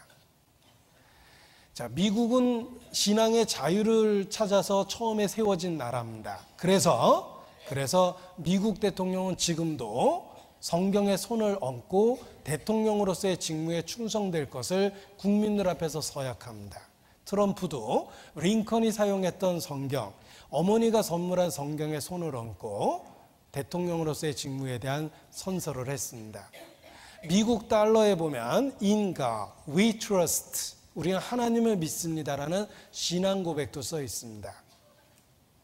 전형적인 미국인들, 기독교 신앙 안에서 자란 사람들은 제가 지금 말씀드린 것과 똑같은 이야기를 합니다. 유대인은 돌아왔고 예루살렘은 회복됐다. 우리 시대가 주님이 오시는 시대다. 그렇습니다. 성경적으로 그렇습니다. 주님 만날 설레임 속에서 살 수 있는 그 시기가 바로 우리가 살고 있는 이 시기입니다. 이스라엘 그들이 돌아왔고 예루살렘을 되찾았기 때문입니다. 여기 미국의 한 정치인의 신앙 고백을 한번 들어보십시오. 자, 성경이 문자 그대로 이스라엘과 관련해서 이루어지고 있다는 것입니다. 그래서 믿는 사람으로서 그 예언의 성취 그 현장에 꼭 와보고 싶었다. 우리 시대에 일어난 일들이다. 이스라엘이 돌아왔고 예루살렘이 회복됐다는 것입니다. 우리 시대 마음의 문을 열면 누구든지 쉽게 믿을 수 있습니다. 이스라엘 그 뒤에 하나님이 계시기 때문입니다. 자, 유대인들은 예루살렘을 되찾았습니다. 문제는 아랍 족속입니다. 아랍 국가는 예루살렘이 3대 성지 중에 하나입니다. 성지를 빼앗긴 거예요. 결국은 성경은 마지막 전쟁이 예루살렘 때문에 중동에서 일어날 거라고 예언하고 있습니다. 세계 군사 전문가들은 전 세계적인 전쟁이 일어날 수 있는 지역은 현재 두 군데다. 하나는 중동이며 하나는 대한민국이다 라고 이야기합니다. 대한민국은 가장 호전적인 북한과 대치 상태에 있는 나라입니다. 언제 전쟁이 일어날지 모르는 나라이기 때문에 객관적으로 미군이 한국에 주둔해도 전시대우를 받게 되는 것입니다. 군사 전문가들은 전쟁이 일어날 수 있는 지역은 중동 아니면 대한민국이라고 이야기하는데 성경은 중동에서 마지막 전쟁이 일어난다고 말씀하십니다. 우리 입장에서는 안심이죠. 여긴 아닙니다. 저쪽에서 일어나는 겁니다. 그 마지막 전쟁이 아마겟돈입니다. 놀라운 것은 그 전쟁의 시나리오가 성경에 그대로 예언되어 있다는 것입니다. 마지막 전쟁이 어떻게 일어나는지 여기 정리를 해봤습니다. 자, 이 마지막 전쟁의 모습을 정리를 해봤는데 보십시오. 에스겔 38장부터 예언되어 있습니다. 여호와의 말씀이 내게 임하여 가라사대 인자야 너는 마곡 땅에 있는 곡 로스메색 두발 나라 이름이 써 있는데 이들이 대장이 돼서 전쟁을 일으킨답니다. 도대체 어느 나라일까 보십시오. 여기 이스라엘 역사를 과거, 현재, 미래로 나눴습니다. 미래와 관련한 키워드는 전쟁입니다. 결국은 이스라엘을 중심으로 마지막 때 전쟁이 일어납니다. 그 전쟁에 대한 이야기가 성경에 예언되어 있는데 곡과 마곡의 땅이라고 이야기합니다. 이 곡과 마곡을 영어로 쓰면 발음하고 똑같아요. 곡과 마곡이라는 곳에서 로스메색 두발이라고 되어 있는데 로스는 러시아의 어원이며 메색은 모스코바의 어원이며 두발은 두볼스크라는 러시아의 넓은 지역입니다. 우리가 러시아를 외정 때는 로스케라고 그랬죠. 러시아 로스케 로스. 지금도 영자 신문에는 러시아를 러스라는 약자를 씁니다. 그런데 러시아의 원래 이름이 소비에트 유니언, 소련이었습니다. 왜 소비에트 유니언, 연방이라는 말을 썼을까? 여러 민족이 합쳐져 있는 다민족 국가이기 때문에 그렇습니다. 그런데 구소련이 붕괴하면서 여러 나라로 독립됐습니다. 그 대표적인 민족을 여기 써놓은 거예요. 로스는 러시아의 어원이며 메색은 모스코바의 어원입니다. 두볼은 SK라는 어미를 붙여서 표현하는데 두볼스크라는 넓은 지역이에요. 지금의 러시아가 대장이 돼서 이스라엘의 전쟁을 일으킬 거라고 예언되어 있으며 함께 쳐들어오는 나라 5나라가 성경에 써 있습니다. 러시아와 같은 편이 돼서 쳐들어오는 나라 5나라가 있는데 혹시 대한민국도 있는지 보겠습니다. 보세요. 로스와 메색 두 바랑에게 얼굴을 향하고 글을 쳐서 예언하여 이르기를 주 여호와의 말씀에 로스와 메색 두 바랑고가 내가 너를 대적하여 너를 돌이켜 갈고리로 내 아가리를 깨고 끌어낸다 그랬죠. 갈고리로 아가리를 깨어 끌어낸다는 말은 전쟁하고 싶지 않아도 전쟁하게끔 말려들 거라는 뜻입니다. 온 군대를 끌어내되 그들과 함께한 바 방패와 투구를 갖춘 5나라가 예언되어 있습니다. 대한민국은 없어요. 보세요. 바사, 구스, 붓, 고멜, 도갈마 족속 5나라가 예언되어 있습니다. 너와 함께 끌어내리라. 자, 놀라운 사실이 있습니다. 바사는 영어식으로 읽으면 페르시아, 1935년도 이란으로 개칭했고, 구스는 영어식으로 읽으면 이디오피아, 붓은 리비아 이렇게 있습니다. 다 회교 국가예요. 게다가 고멜과 도갈마 족속은 터키 지역에 있는 부족의 이름입니다. 이 나라가 전쟁에 동참하게 되는데 너는 그들의 대장이 되지어다. 러시아가 대장이 됩니다. 다 평안히 거하는 그때 마지막 때 전쟁이 일어난다. 여러 날 후 곧 말년에 전쟁이 일어납니다. 보십시오. 우리 시대 문자 그대로 성취되고 있습니다. 러시아와 이란이 군사적으로 돕고 있는 시리아 그랬죠. 자, 이 시리아가 왜 중요하냐면 지도를 놓고 보면 이란은 이스라엘과 적대적인데 국경을 맞대고 있질 않습니다. 따라서 이스라엘을 치려면 시리아를 거쳐가야 돼요. 그래서 미사일 기지를 시리아로 전진 배치했습니다. 이스라엘이 가만히 보고 있을 수 없죠. 그러니까 타격하려고 그러니까 러시아가 나섰어요. 누구든지 먼저 치면 우리가 반대편의 나라에 서겠다. 러시아는 무기를 팔아먹기 위해서 중동에 개입을 했습니다. 그러니까 세계전쟁이 나려고 하니까 미국이 정밀 타격이라고 해서 이스라엘을 대신해서 시리아에 있는 이란 군사기지를 폭격을 했습니다. 정밀 타격이라는 말 나왔죠? 그런데 실수로 몇 개 러시아 것도 건드리고 다른 나라 것도 건드리니까 러시아가 발끈했습니다. 이스라엘은 10개 중에 몇 개만 폭격된 거와 똑같기 때문에 나머지 부분을 직접 폭격을 했습니다. 러시아가 더욱더 견고하고 나섰습니다. 결국은 전쟁이 날 수밖에 없는 상황이 된 거예요. 이것이 우리 시대에 일어나고 있는 일입니다. 러시아와 이란이 군사적으로 돕고 있는 시리아라고 표현했습니다. 보십시오. 미국의 동맹인 이스라엘에게 총구를 돌리는 시리아와 이란. 이란은 전쟁을 일으키기 위해서 시리아를 거쳐서 들어갈 수밖에 없거든요. 이스라엘은 공격을 당할 바에는 차라리 시리아 정부군에게 선제 공격을 하겠다고 이야기하고 러시아가 끼어들고 있죠. 이스라엘에 경고합니다. 먼저 공격하면 반대편에 서겠다고 그랬습니다. 여기가 곡과 마곡의 땅, 바로 러시아입니다. 하나님이 정확하게 예언해 주셨습니다. 마곡 군대의 동맹국인 바사와 우스와 붓과 고멜과 도갈마 족속은 이스라엘 지도를 놓고 보면 이란이 바사고 이 주변에 있는 나라가 구스와 붓, 다 회교 국가입니다. 고멜과 도갈마는 오늘날 터키 지역에 살고 있었던 사람들이라고 요세푸스라는 역사학자는 말합니다. 그런데 터키는 전형적인 친미 국가였지만 2016년 쿠데타 시도 실패 이후 적극적으로 러시아와 한편이 됐어요.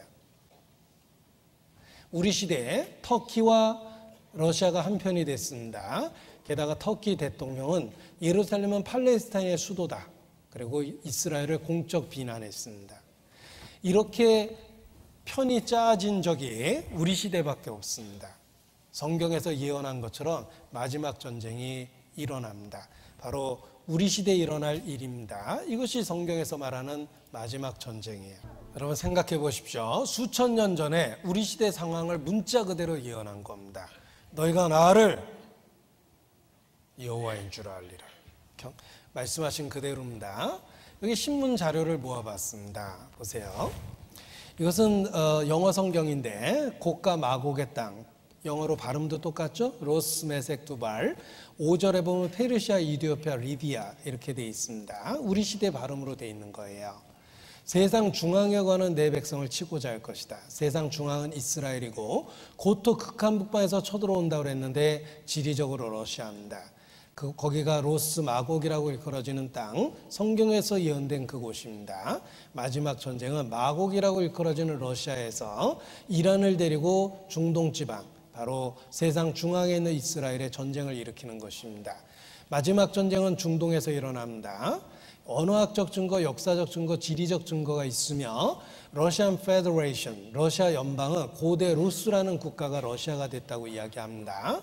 바사는 페르시아 1935년도 이란으로 개칭했고 구스는 이디오피아, 붓은 리비아, 다 회교 국가입니다. 페르시아 이란이라고 써있죠? 상표입니다. 같이 쓰거든요.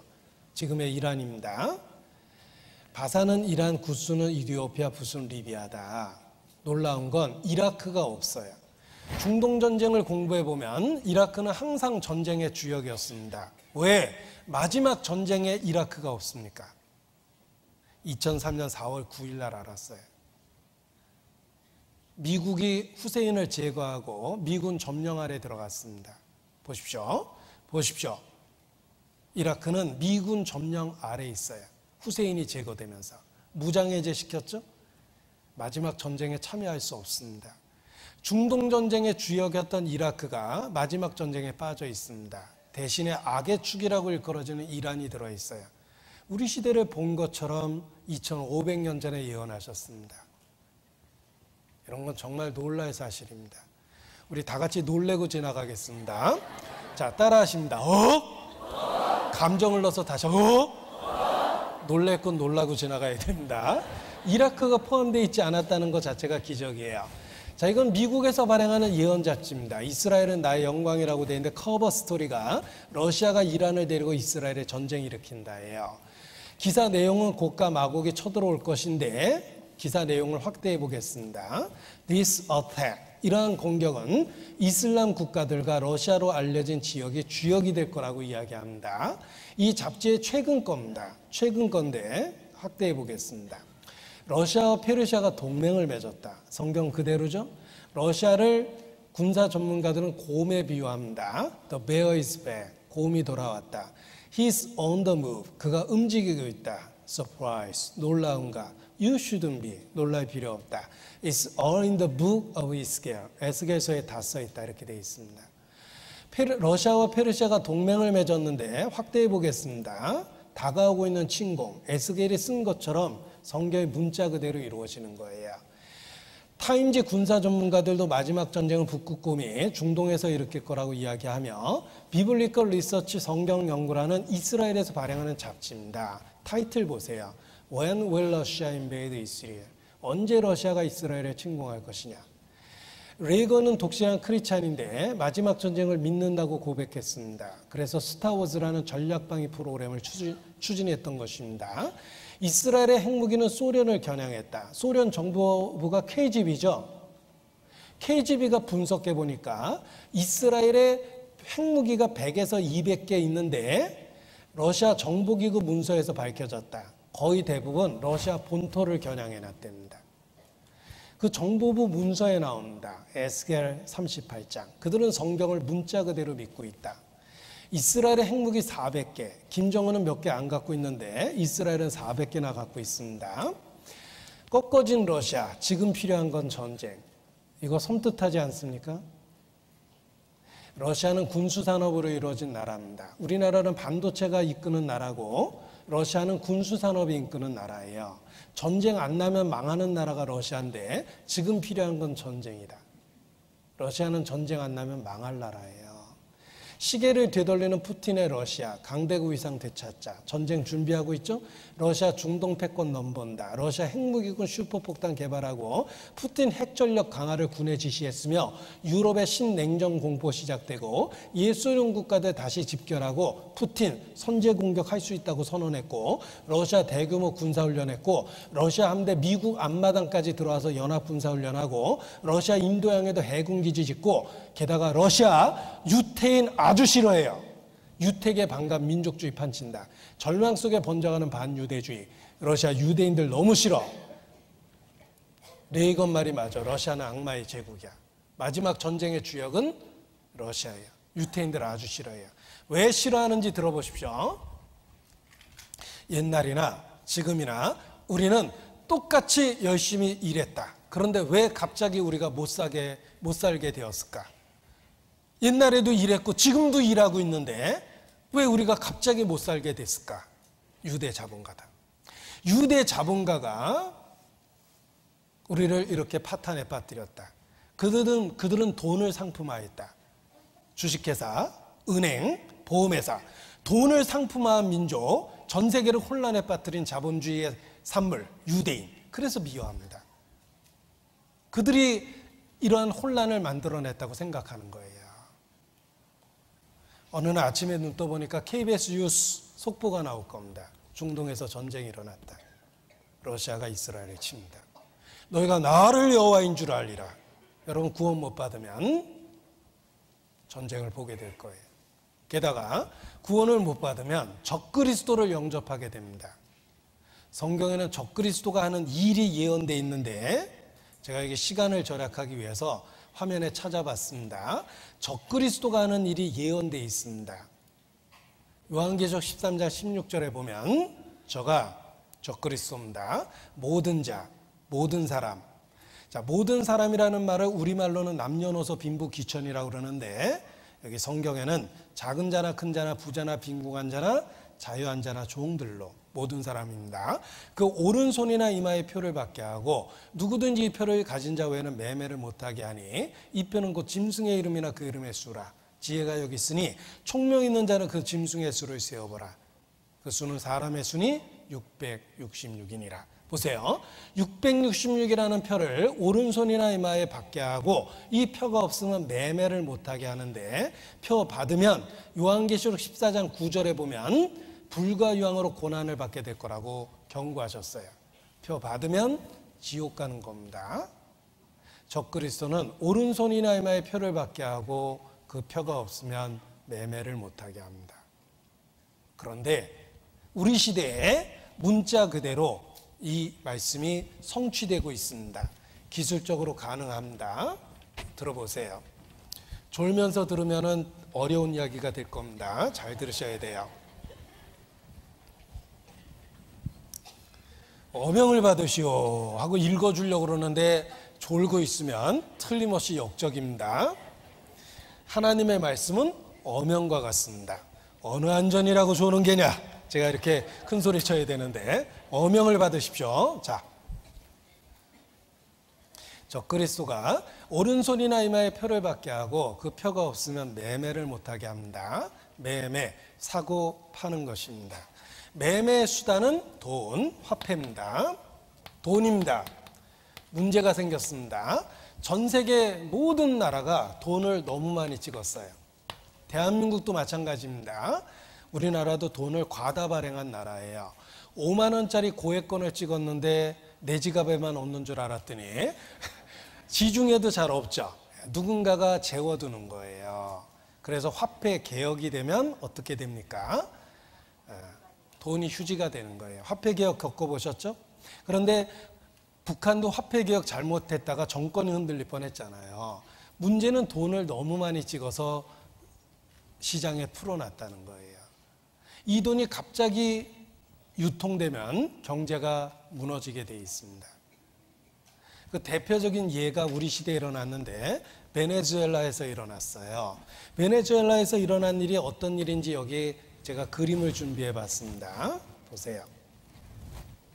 경제 파탄이 난 나라인데 요 휴지 하나 살려면 지폐로 이만큼 돈을 내야 된대요.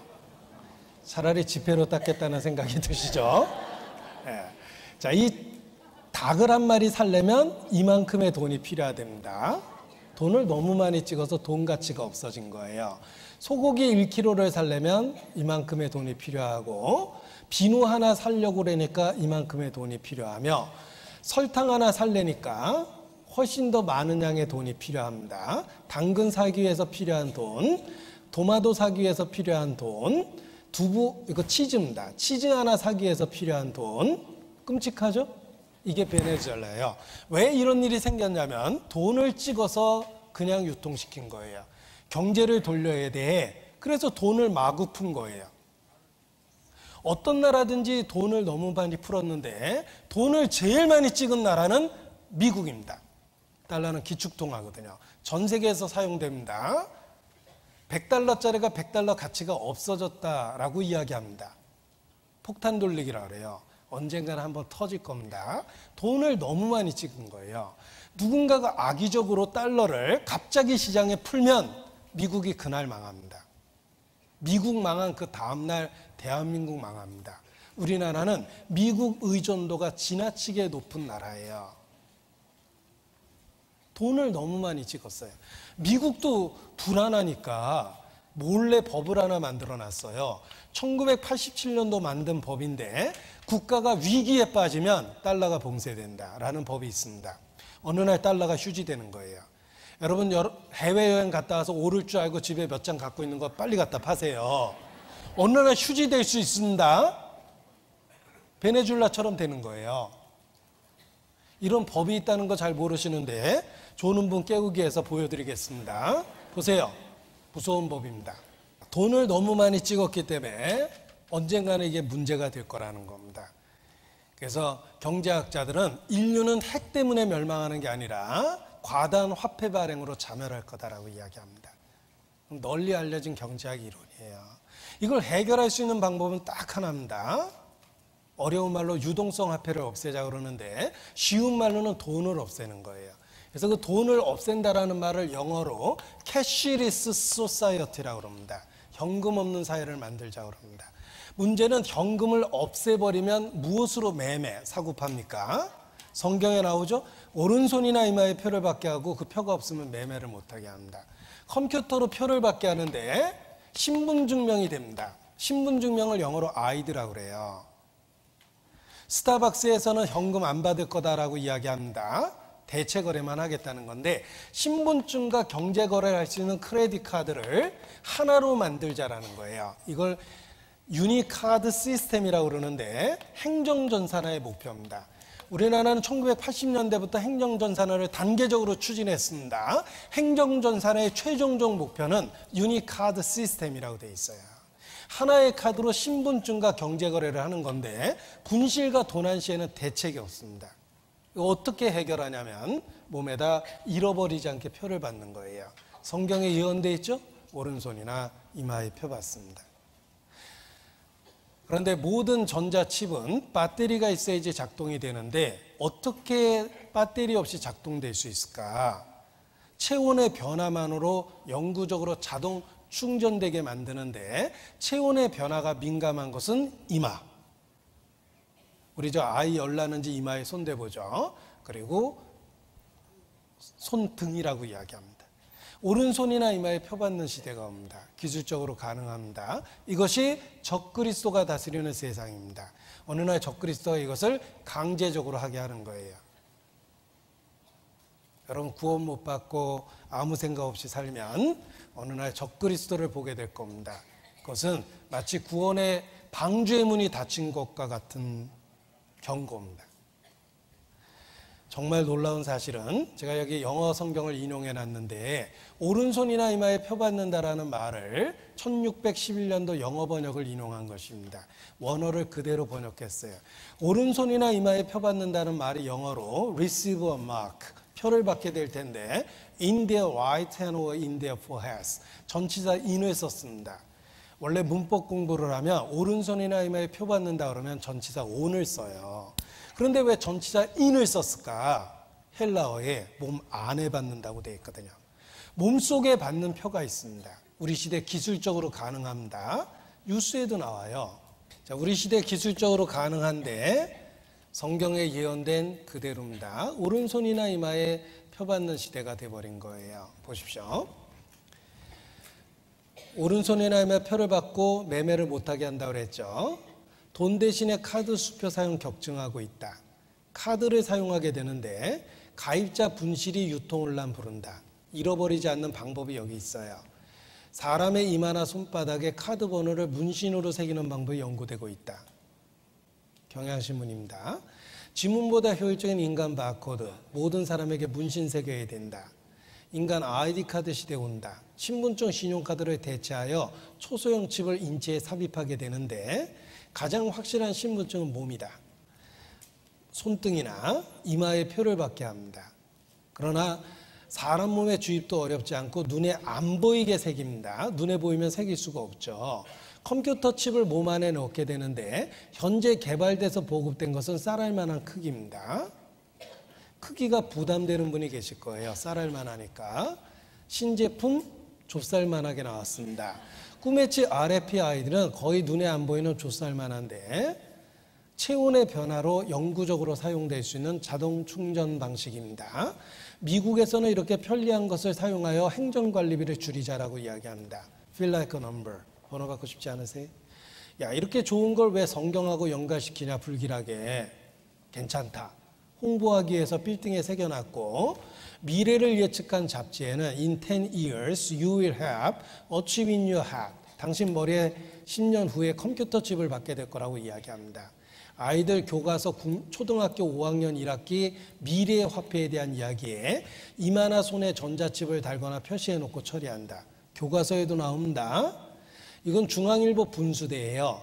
미국 정보기관의 연구에 따르면 피부 온도 변화에 따라 재충전되는 배터리를 내장한 반도체를 이식하게 한 적당한 위치는 이마와 손등이라고 한다. 성경하고 똑같아졌죠? 오른손이나 이마에 표 받는 시대가 됐습니다. 우리나라 쥐로 용지 기억나시죠? 자동 이체 제도라고 번역하는 게 쥐로인데 쥐로 용지에 써 있는 요 부호가 있습니다. 요거 확대해 볼까요? 네. 666이에요. 근데 왜 666이라는 쥐로 표시를 달았냐면 컴퓨터 처리된다는 뜻입니다. 컴퓨터 처리된다는 뜻이 무슨 뜻인지 여기 말씀을 드리겠습니다. 이 상품 표시 코드를 바코드라고 그러는데 우리나라에서 사용되는 바코드는 UPC 바코드입니다. 유니버셜 프로덕트 코드라고 해서 13자리의 숫자를 갖고 상품을 표시하는데 이 UPC 바코드의 특징이 있습니다. 이게 UPC 바코드인데 13자리의 숫자를 갖고 좌측에 있는 것은 생산자에 대한 것이며 우측에 있는 건 제품에 대한 겁니다. 그런데 기준선이 있죠. 666이에요. 섬뜩할 정도로 성경 예언이 성취됐는데 컴퓨터는 0에서 9자리까지의 숫자를 가지고 정보를 처리합니다.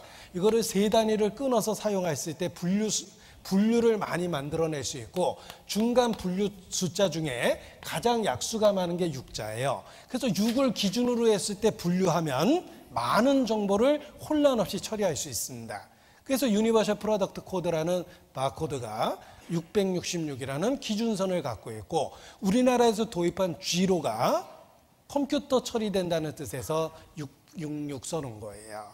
그래서 G로 창구가 66번 창구였습니다. 사람들이 기분 나쁘다 그러니까 버릴 수는 없고 이렇게 뒤집어 놨어요. 그래서 99번 창구가 된 거예요. 컴퓨터를 이용한 신문 증명입니다. 오바마는 미국 대통령 당시에 전 국민에게 표받게 하겠다고 그랬습니다. 왜? 우리 시대의 적은 전선 바깥에 있는 것이 아니라 당신의 이웃이 정신병자일 수도 있고 당신의 이웃이 테러리스트일 수도 있다. 따라서 국가는 당신의 이웃에 누가 살고 있는지 알고 있어야 된다. 당신이 국가적 혜택을 받고 싶다면 표를 받아야 된다. 이게 오바마 케어예요. 그걸 트럼프가 그대로 받은 거예요. 어느 날 적그리스도가 나타나면 강제로 실시합니다. 국민 여러분은 가까운 동사무소에 가셔서 오른손이나 이마에 표를 받아주시기 바랍니다. 이 표를 통해서 자기의 신분 증명이 및 모든 경제 거래를 대체합니다. 적그리스도가 다스리는 세상입니다. 우리 시대를 본 것처럼 예언하셨습니다. 여러분 성경의 사실의 가능성을 확률로 계산하면 100%입니다. 한 번도 틀린 적이 없어요. 여러분이 죽을 가능성 확률로 100%입니다. 심판을 받을 가능성 확률로 100%예요. 그런데도 아무 생각 없이 인생을 삽니까? 어리석은 자는 재앙을 보고 앞으로 나가다 해를 입고 지혜로운 자는 그것을 피하여 가느니라. 피할 길이 있습니다. 그래서 성경을 배우고 있습니다. 한 사람도 낙오되지 않기를 진심으로 바랍니다. 혹 마지막 기회가 될 수도 있기 때문에 그렇습니다. 기도하시겠습니다. 거룩하신 아버지 하나님, 말씀을 배울 수 있는 넓은 마음을 주시고 또 말씀을 들을 수 있는 체력도 더해 주시기를 주님께 부탁을 드립니다. 우리 모두 구원함을 얻고 하나님께 영광 돌리며 이곳에서 내려갈 수 있도록 은혜를 베풀어 주시기를 기도합니다. 주께 의지합니다. 고마우신 우리 구주 예수님 이름으로 기도합니다. 아멘.